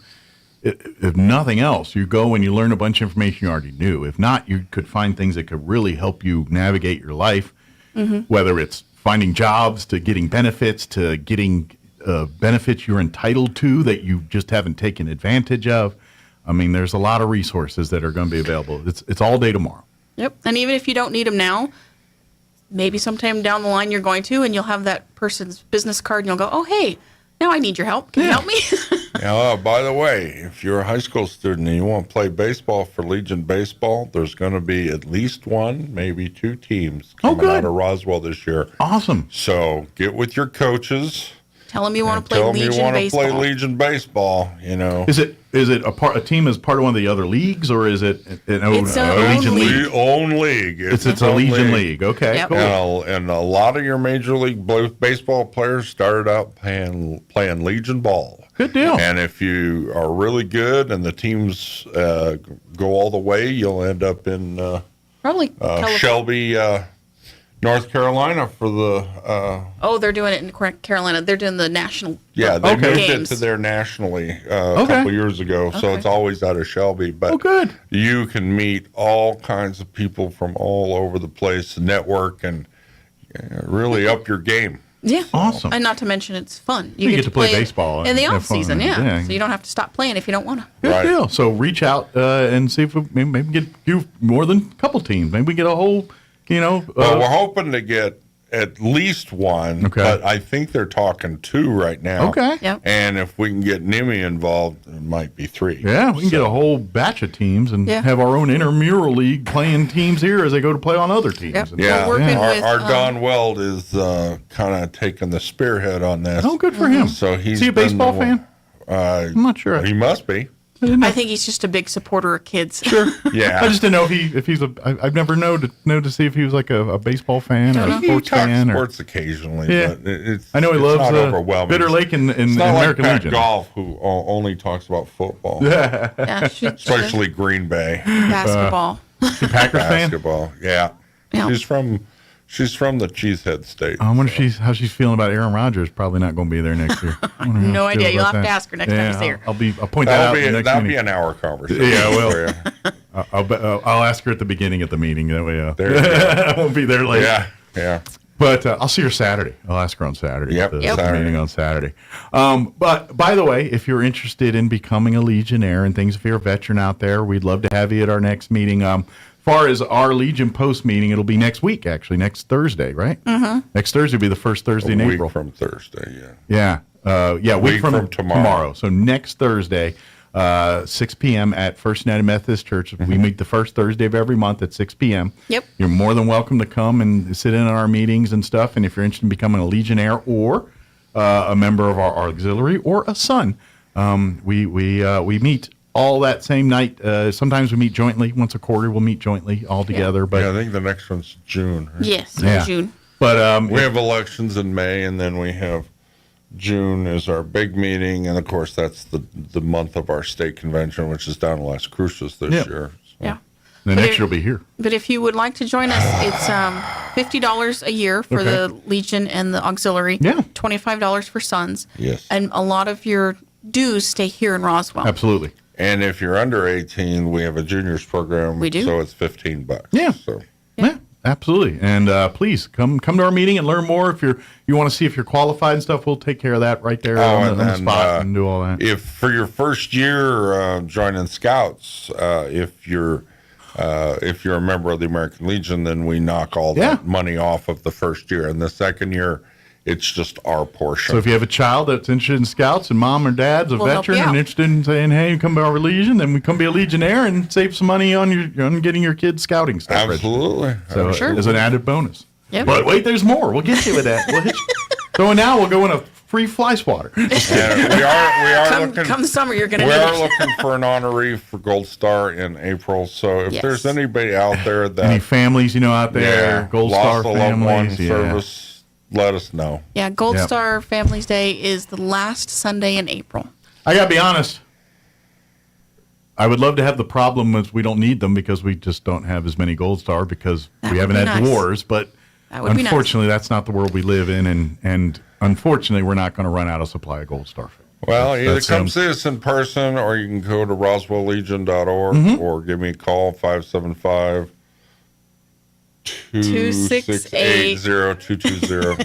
And if you don't remember it, just go to roswelllegion.org. That's right. It's right there. easy to remember. And you'll find the phone number if you want to talk to him there. But it's actually right there. Also, while you're there, don't forget scholarships. If you have students attending college, applications for that. We're always taking applications, and then a couple times a year we award some. So keep filling those out. Just choose 2 recipients for the Norman E. Harpole Scholarship. Good. I love it. I haven't announced them yet because the money hasn't showed up yet. Gotcha. It's been ordered. Apparently, it's at National. Okay. In fact, I got to call National and find out what's going on with it.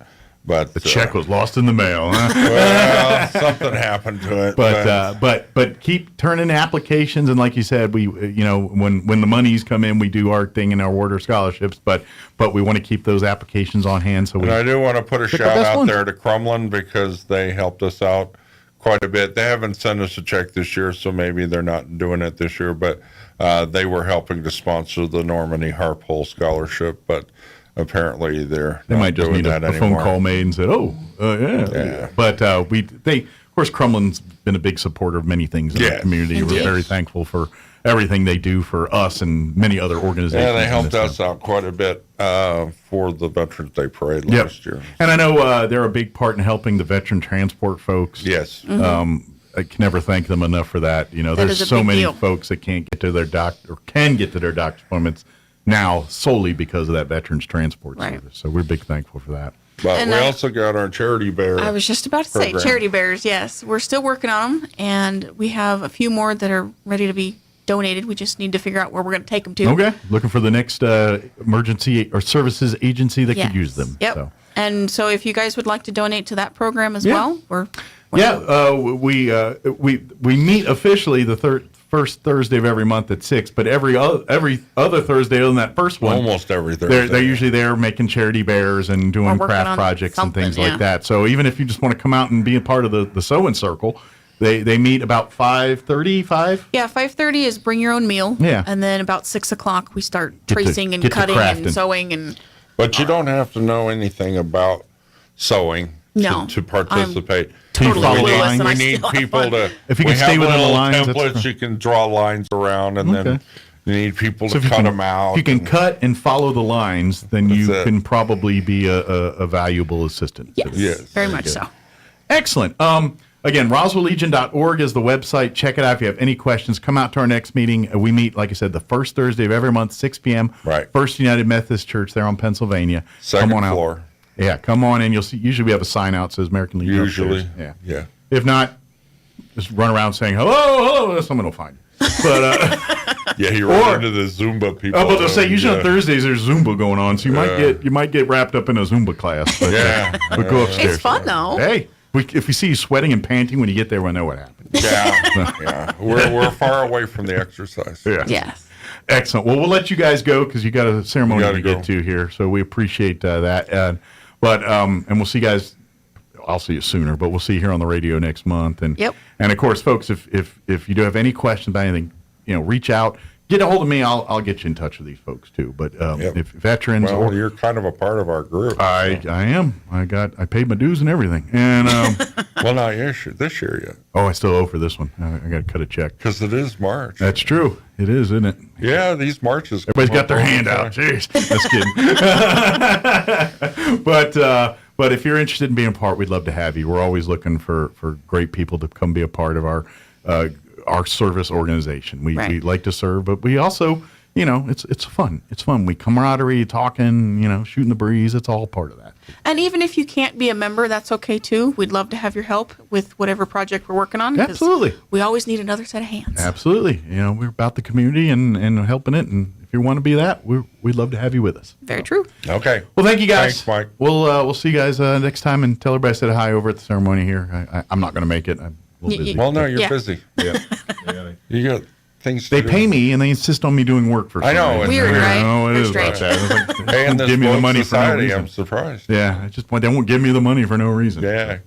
All right, it is 9:49. Let's pause for weather, news, and quick commercial break. Don't go away. Thanks, Mike. Now your Pecos Valley News Update. I'm Jared Cirillo. The proposed Eddy County budget right now includes a pay raise for every county employee. Finance Director Roberta Gonzalez presented her proposed budget Tuesday to the Eddy County Commissioners.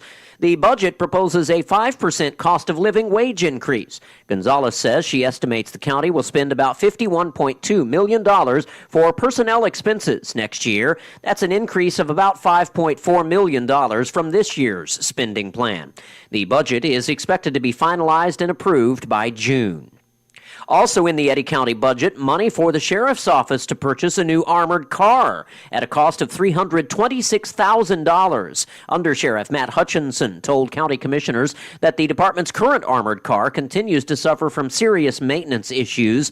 The commissioners unanimously approved the expenditure. Hutchinson said the company that makes the armored cars is currently on a 12-month waiting list for law enforcement agencies, but they could lock in the price if they committed to purchase one now.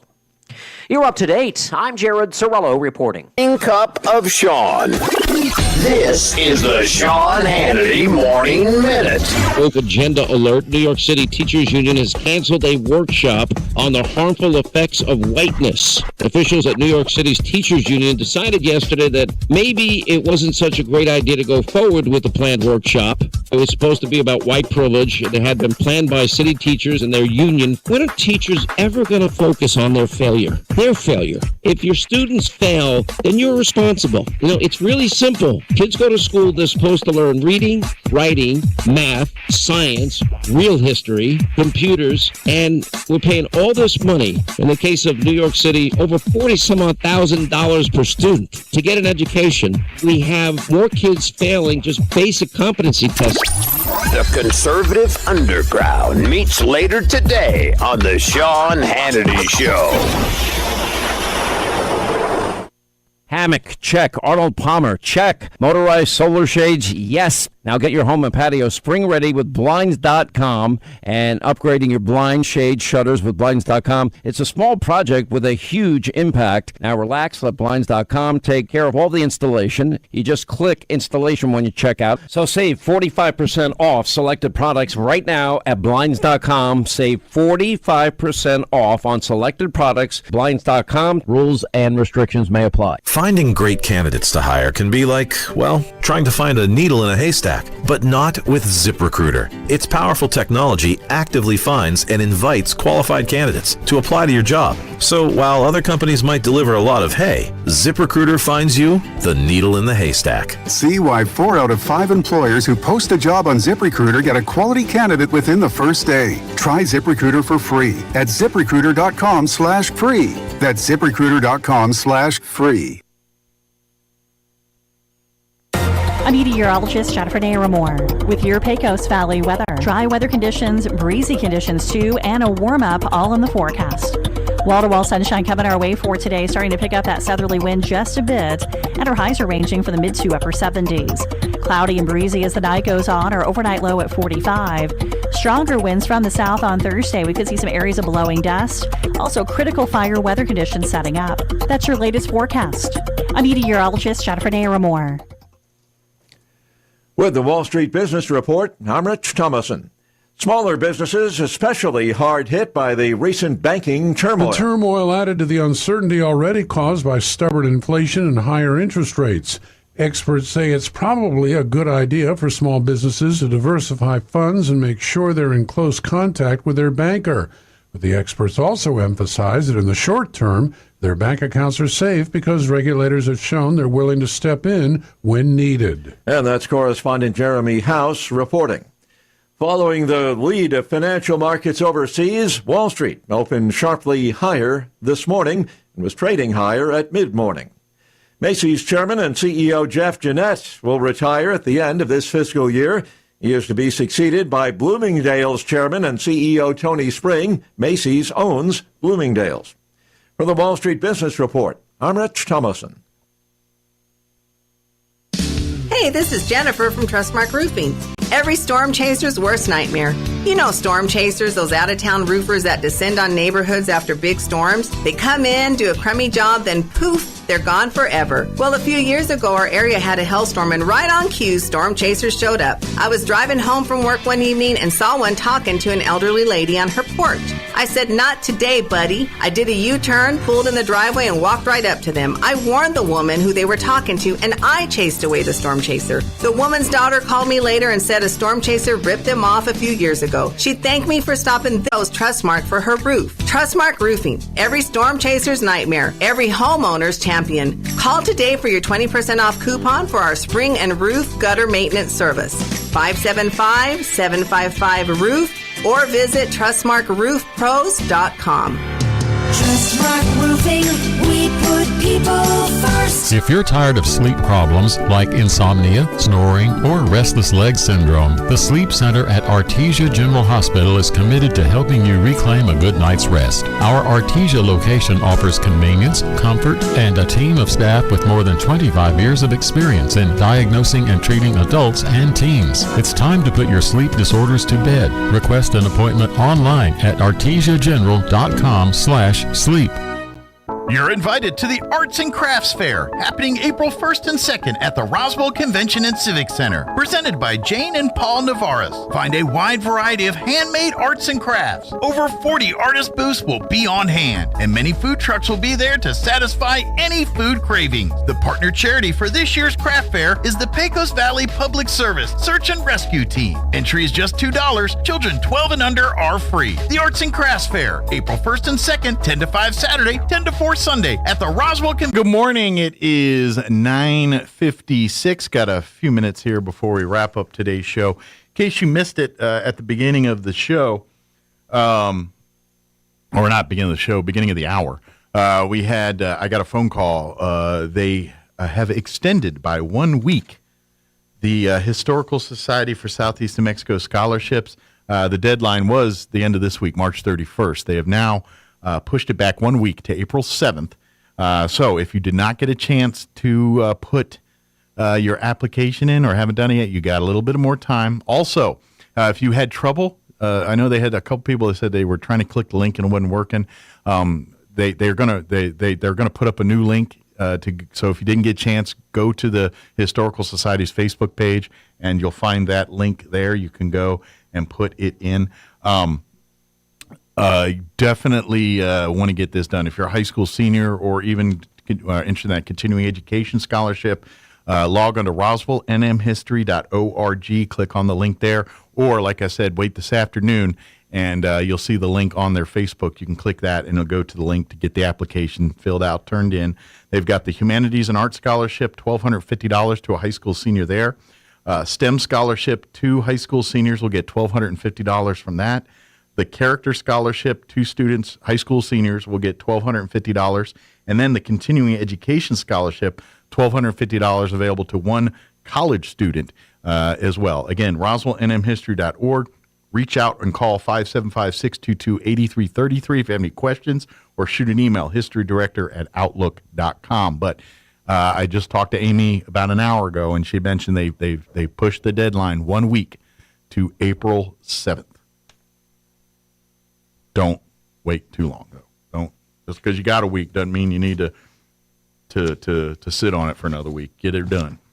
A couple things else I want to put on your radar. The ENMU Roswell coming up here in June. They're having their Scrubs Camp. It's a one-day interactive healthcare. They've been doing it for a couple of years, and it's great. Where the students part of the camp, and it's open to 10th through 12th grade students. Its cost is $10 and includes breakfast, lunch, and a camp T-shirt. And it'll be all day, June 8th, from 8 a.m. to 4 p.m. And they'll learn all about the emergency medical services, nursing and nursing assistant, occupational therapy, medical assisting, respiratory therapy, phlebotomy, all of that. And they recreate, reenact like a whole scene from accident to the hospital and the whole medical process and the people involved and all of that. It's really cool. It's called their Scrubs Camp. It'll be June 8th. If you would like to register and have and sign up, reach out and call 575-624-7468. Again, 575-624-7468 or 575-624-7235. 575-624-7235. All right, that's going to do it for us. Have an amazing day. Thank you for allowing us to be a part of it. We'll talk to you bright and early, 7 a.m. tomorrow. Take care, everybody. The great one, Mark Levin, is now in Roswell on 106.5 KEND Roswell.